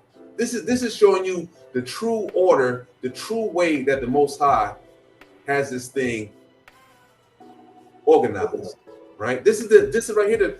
The Most High don't care about that, right? You know what I'm saying? This is the same thing that we go back in the law when it says that you can lay hold on you, a woman in the field, and take her, and she could be your wife. There's nothing that you can do about it. right? It's messed up. You know, I mean, well, I can't even say messed up because this is the way that the Lord. It's not messed up. That's the order. That's the order and the way of the Most High, y'all. So we better start getting used to it, because when I say, you know, it's gonna hit the fan, and we're gonna, like I said, we're not gonna get into it, but you know, when you read Isaiah 4:1, you know, 7 women shall take hold of one man. That means that something so crucial is going to happen. See, you women are complaining about the head is being sick. The head is being sick. Okay. Well, y'all better pray that you all will be in accordance, on one accord with the Most High when the head is restored, because you know some of y'all ain't gonna like it. And if you're used to these, if you're used to this America, we've been so Americanized that we got to the point that we think we're privileged and everything. You know, we just got the right. The women got the right to buck up. The men got the right to change their gender roles and everything. You know, it's crazy. All that's gonna be destroyed. You know? So, right, just to finish it up, you know, it says, and the children of Benjamin did so, and took them wives, according to their number, and of them that danced, whom they caught, and they went and returned into their inheritance, and repaired the cities and dwelt in them. So not only did they have rulership over these women weren't giving them no problems, right? Imagine that. Imagine being able to go to the field, take you a woman, and she not give you no damn problems. These days, man, you take these women out to dinner, you give them everything, you know, and they still giving you problems. Mm-hmm. These brothers was able to go back and repair their cities that got destroyed. Hey, man, that's a lot of work. That's a lot of work, right? That's a lot of work that you get done, right? That's a lot of work that you do, right? That's a lot of work that you're gonna do. So if you're doing all that work, repairing the cities and doing all that, and it's only 500 you guys, and there was 400,000 men that was in the war, and you only got 500 left. Come on, man, or 400 left. Man, them some real trooping daughters of Zion. Those are the real daughters of Zion. They helped out. They didn't complain. They didn't, you know what I'm saying? They was like, hey, man, I got me a husband. Hey, and he's a man. Proverbs 31, woman. Kind. Right? It's just, let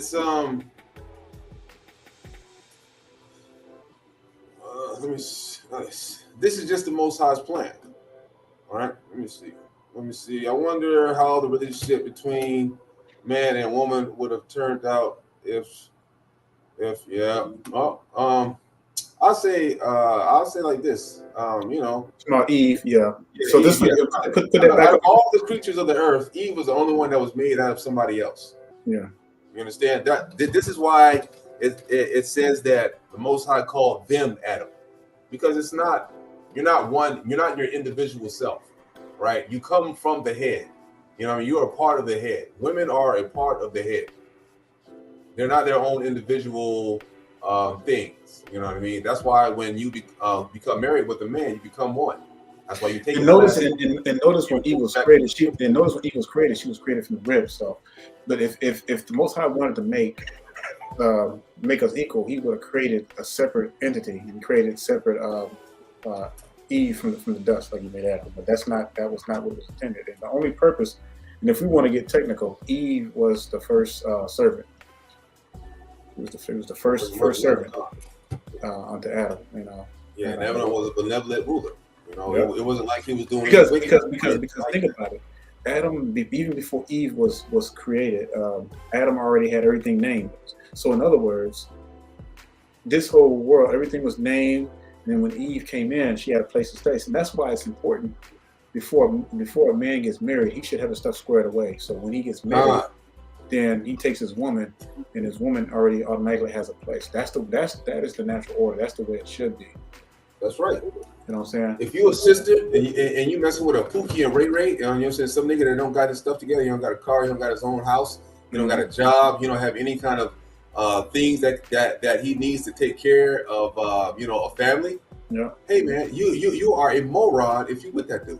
You deserve every single thing that you get if you can't use your brain to determine if this man is worthy or not to be able to take care of a family. Exactly. And that's the way it was, and that's why when the men, everything was passed down to the men. They were, they had their land, they built their own home and everything. And once they got their virgin, their woman, guess what? There was security. That woman had security. She didn't have to worry about nothing. Only thing she had to do was just take care of the home, make sure the family is fed and everything, and the man's out doing the hard stuff, And these lessons are for you to support us. So in other words, the women were doing women stuff, and the men were doing men stuff.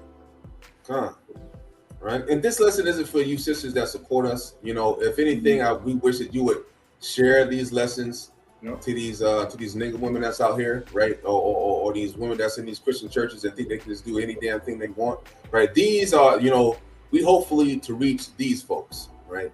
This doesn't have anything to do with the righteous sisters of Zion that are actually, repenting from the ways of the past, or trying to actually make a change in their life. To follow the law, statutes, and commandments. To find their husband or to go back to their baby daddy and be a submissive woman.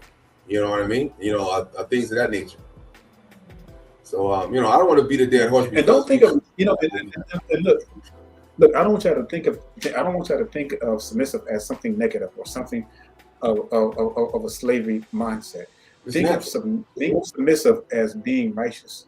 You obeying the Torah by submitting to your man. That means that your thoughts become his thoughts. All right, your ways become his ways. You merge with that man. If he's truly a righteous man and he's a just man, he's keeping Torah and everything, you're going to be the happiest woman on the earth. God. And then like just and I don't want to hit nobody hit me with misogyny, right? You know what I'm saying? But the reality of it is, if you are a sister, right, with any kind of a modicum of common sense, right, or anything in a modicum of intelligence, you would know that, hey, look at this, look at the earth. The earth has been pretty much built by men. And I'm not trying to use it, but I mean, like, we have built all the civilizations. We have built all the rules, damn near all the inventions. Mm-hmm. Why would a woman think in her head that she wants to run any damn thing? Why? For what? You ain't helped create nothing. Please just fall back into the position that the Most High had put y'all in, and then live the easy life. Your life is easy. The Most High did not put the weight of the world on y'all, right? Only thing y'all really have to do is carry your child for not much, really. You know what I'm saying? In the scriptures, the children stay with the father, and the wife just gets booted with just herself. It's just this new system with these heathen that allow a lot of these sisters to take advantage of the situation of with the children, right? And this is why we have so many weak ass men in the truth, so many weak ass men in our community, so many weak ass men in Israel. Period. Because we don't want to follow the law, statutes, and commandments. Man, just imagine if I had read that. Oh, the brothers said this. We done took wives. Man, they would have been acting crazy. Hey, man, that's what the Lord said. Man, you can't get mad at that. Hey, but we're gonna reveal something really special to y'all next week and everything. But with that being said, we want to know if anybody have any questions concerning this lesson. God, we went over it. It was a long lesson, but it needed to be done. Needed to be explained and everything. So. All right. Right. Israel, I'm gonna put another thing in the comment right here. If you want to discuss anything about this lesson, or you have a problem with anything that you feel that the Most High has got here, right? Please, feel free to go ahead and to hit the link right there. We'll talk to you if you have any questions or any disagreements about anything. And Khan, all praises to the Most High, man. Submission is absolutely beautiful, right, Khan, right? And the reason, like I said, right, if you're using your brain, right, if you're using your mind, if your mother was smart enough, to marry her husband, or to marry your father or whatnot, you'll realize that, hey, submission is the best thing. Just sit back. Be a support system to your husband, and y'all go in the same place. Like, it doesn't make sense for if you are married to a sister and she wants to do her own damn thing, right? Well, how is that going to help us get to the same place? If my career, you know what I'm saying, if I have a career and I'm trying to make it in that career, I need my helpmeet doing everything that they can to support me in this career. So guess what? At the end, when we're old and it's time for me to retire, we can sit back and relax. Yeah. We can get there sooner, right? But if I'm concentrating on you trying to do this over here, and I'm trying to do this over here, and then we're split down the middle. Hey, listen, that's not that. Man, we're not going to be able to do that. That's not going to work. That shit ain't going to work. That's not going to work, Israel. We have to stay together as one people. Have one mind, one head, right? Too many heads make a monster. Yep. Too many heads make a monster. That's right. So follow that one head. Make sure you get you a man with a plan, right? And I don't expect all sisters to be virgins these days, man. Let's keep it 100. Yeah. Right. A lot of us, our people have been bamboozled and hoodwinked by the damn heathen. To think and for you sisters, if you've been married and if your husband have passed away, I know we had one wife ago. But if your husband if you've been married and your husband passed away, then that's ground you can remarry. You actually can remarry if your husband is deceased. Right. So I don't want our people to be bamboozled by these heathen and things of that nature. Hey, look, repent. Right. You know what I'm saying? Don't I hate to even mention the brother name, but Kevin Samuels, he had a lot of good points, but one point that I am strongly against. Hey, don't be going out there fornicating. Don't be out there. You can't do that. Yeah, you can't do that. Don't do that. Yeah. Here's marriage. Here's the bottom line. I want to put this one back up here. Submission is beautiful. See, this is what we got to get to, because the enemy knows that if he can keep the women and the men against one another, if he can keep the women with that man spirit on them, and if he can keep the men, getting them to be feminists and stuff like that, once we begin to rise and the Most High allows situation to happen, we can take care of our daughters of Zion and everything. And then the women change into their submission mode to their men, we're going to see some changes. We're going to see a restoration like we've never seen before. But right now, it's like stuff is so out of order and everything. It's not even funny. And we're going to be addressing a lot of things. I'm trying not to give away a lot of the jewels. Yeah, me too. Yeah, I don't want to talk about it too much. Yeah, we're going to be giving out a lot of great information and talking about why the head, for one thing, why the head is sick, how the head got that way. Now we're going to take it way back too. We're going to take it way back, and even the current time. We're going to talk about every detail that's been happening, because you got to realize, I don't care what nobody says, and this is facts. The war has always been against the men, because if you take the men out the fight, guess what? Everything is you've taken out the whole foundation. So if you take out the men, then the whole foundation is broken. That's right. And see, how do you take out the men? Yep. A woman cannot raise a man, period. That's how they're taking this out, slowly but surely, with this baby mama crap. You know what I'm saying? Got these sisters out here twerking, doing all kinds of craziness, trying to raise these sons, don't have the first clue of what it is to be a man. Don't have the first clue. Damn near child herself that didn't had a baby, right? And then they're trying to raise up the son. Yeah. If you a sister, right, and you on this live, you know what I'm saying, and you're listening, and you in the truth, and you got a son, man, you better push that son off on his father. Yeah. I had a question right here. It says, can a woman remarry if her husband is dead and she has children from that man? Yes, you can still remarry, because according to the law, if your husband's passed, and even if you had children by that man, yes, you can still remarry. Con. Hey, but yeah, con. Yes. I was about to say, can she raise? I don't think she can have any other seed by another man, though, can she? Well, I don't know. I gotta look at that. Yeah, she can because of because of dead. Yeah, okay. I see what you're saying. Because that releases her out of the contract. So it doesn't matter. Okay, con. All right, I agree with that.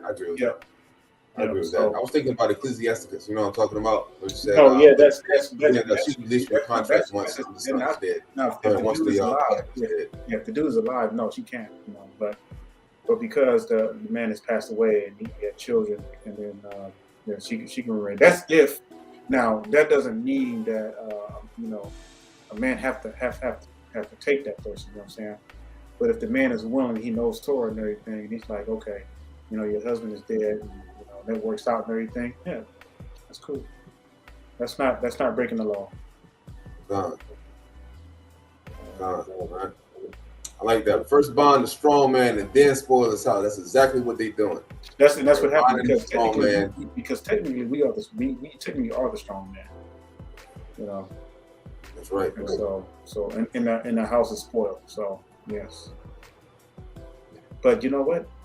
Me and Brother Aton, we're only two people, but we're gonna do our damn best to help this process of restoration with the men.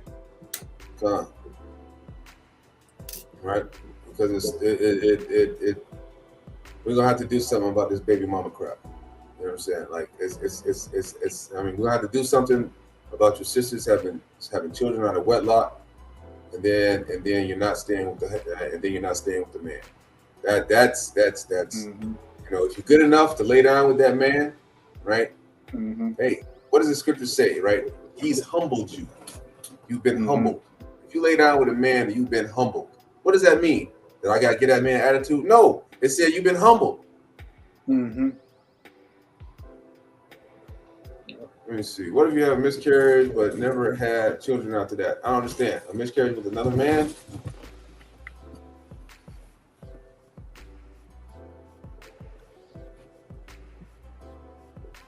I mean that I mean technically you don't have any children, sis. Technically speaking. That's like one of those technical things. Yeah. Let me read that again. I need to make sure. I want to digest it. But if you had a miscarriage, so that means okay. So let's say, and we're not trying to bring your stuff in, put your business out there. But let's just say I'll use one for example. So let's say a woman who, so the moment you sleep with a man, technically they're supposed to be married. So a miscarriage. So technically, according to Torah, once you sleep with a man once, you can't really marry no other man. You're supposed to marry the man you slept with. That is law. That is Torah. And so we have a lot of people out here, men and women, they just sleeping with just constantly just different men and women and everything, not considering what they have done. Because when you plant that seed, when that seed is planted in you by that one man, that seed becomes a part of you. The gene becomes a part of you. So you only get one. And that's the thing, sisters, we don't realize. You only get one shot. You only get one chance. You can't just. It's like riding a motorcycle, right? And we know that for those of you who've ever rode motorcycles, I used to own a motorcycle, a couple of them, and you only get one chance. And if something happens, that's it. Women. That's why you got to make a choice. And that's why it's so important, women, especially you virgins, to know your worth. And see, a lot of our women don't know their worth, and so they quickly give it up, not realize it. But a strong woman who knows her worth is more valuable than rubies and gold, because she's not just going to give it up to any old Joe. You know what I'm saying? And we're going to talk more. We're going to talk more about that too. We're going to show you scriptures in the Bible that I want to get one scripture before we go. Yeah, it's so important, ladies. Listen, brothers too.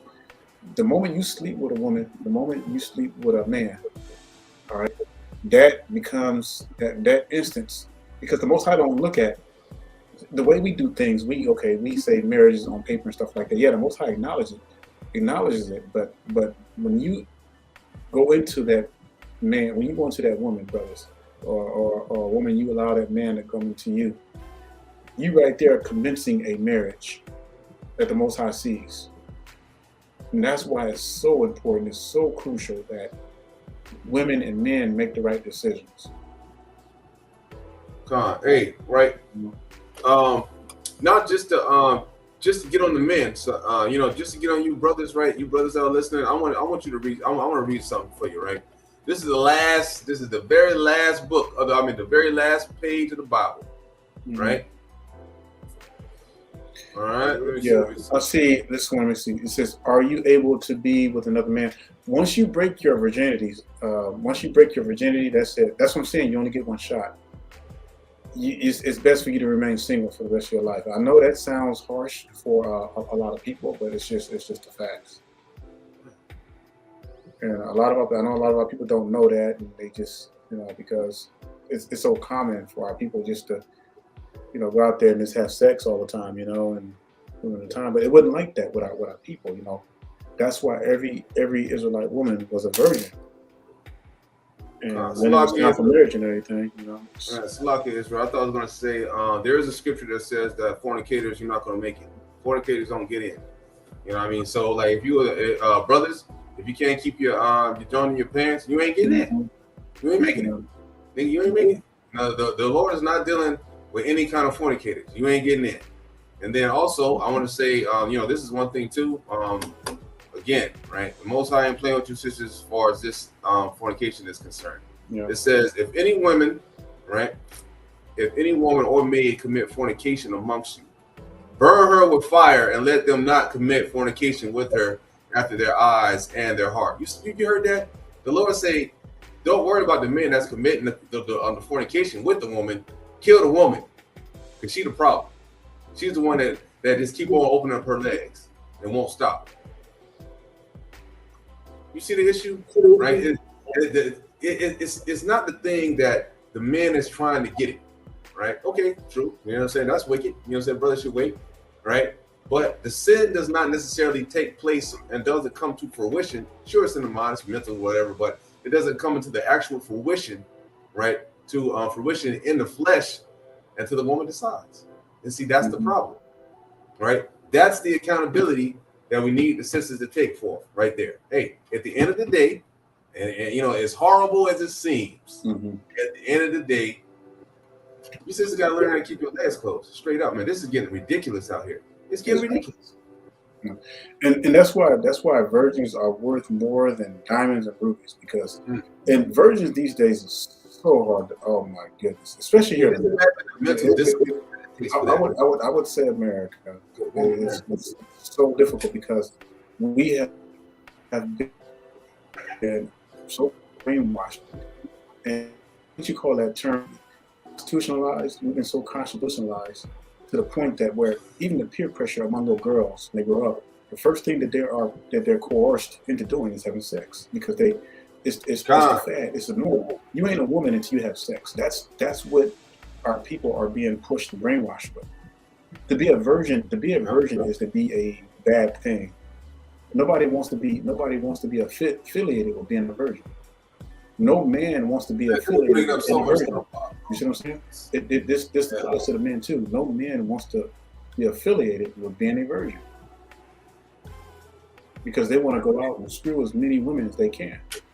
Set their mark and then go brag about it to their boys.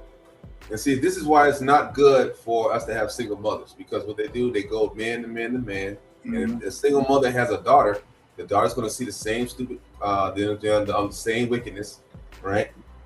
She's going to say the same thing. And then what's she going to grow up to do? Be just like her mother. Yeah.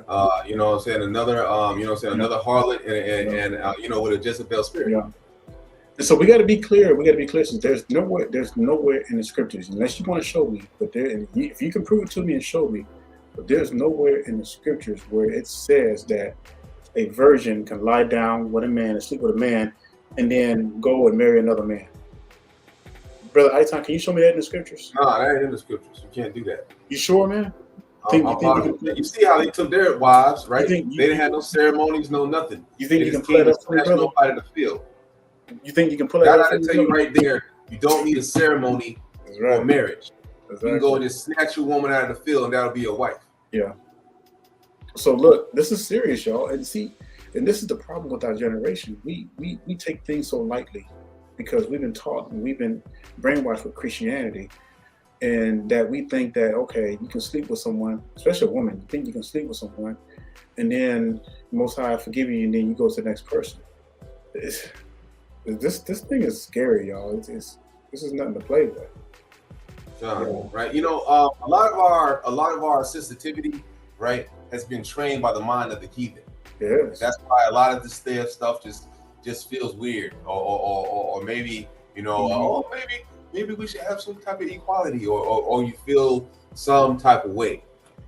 Man, listen, the Most High got it he got it that way for a reason. Look at this so-called land of America right now, this damn heathenistic land and all this wickedness that we got going on right now. Where does this stem from? We got this. You know what?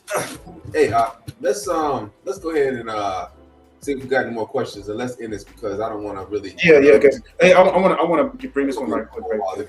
It says, I want to bring this one right quick. It says, when we know our worth, it makes a man bring it up. Hey, you know what? You are right.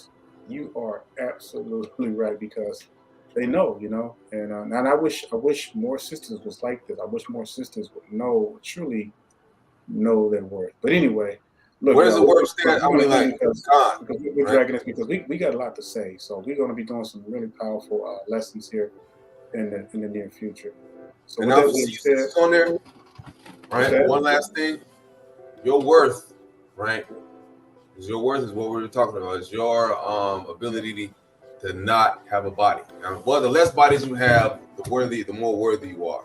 But according to these days, and I'm just being mean right now. But but if we want to, say it by the way of the Most High, if you don't lay with somebody and you're not married, you're worthless. Exactly. That's true. I'm just being 100. The Bible says the Bible says a harlot is like spittle. God, they already been stoned to death. I mean, like probably at least over 80% of our women would be dead today. Be just straight up dead.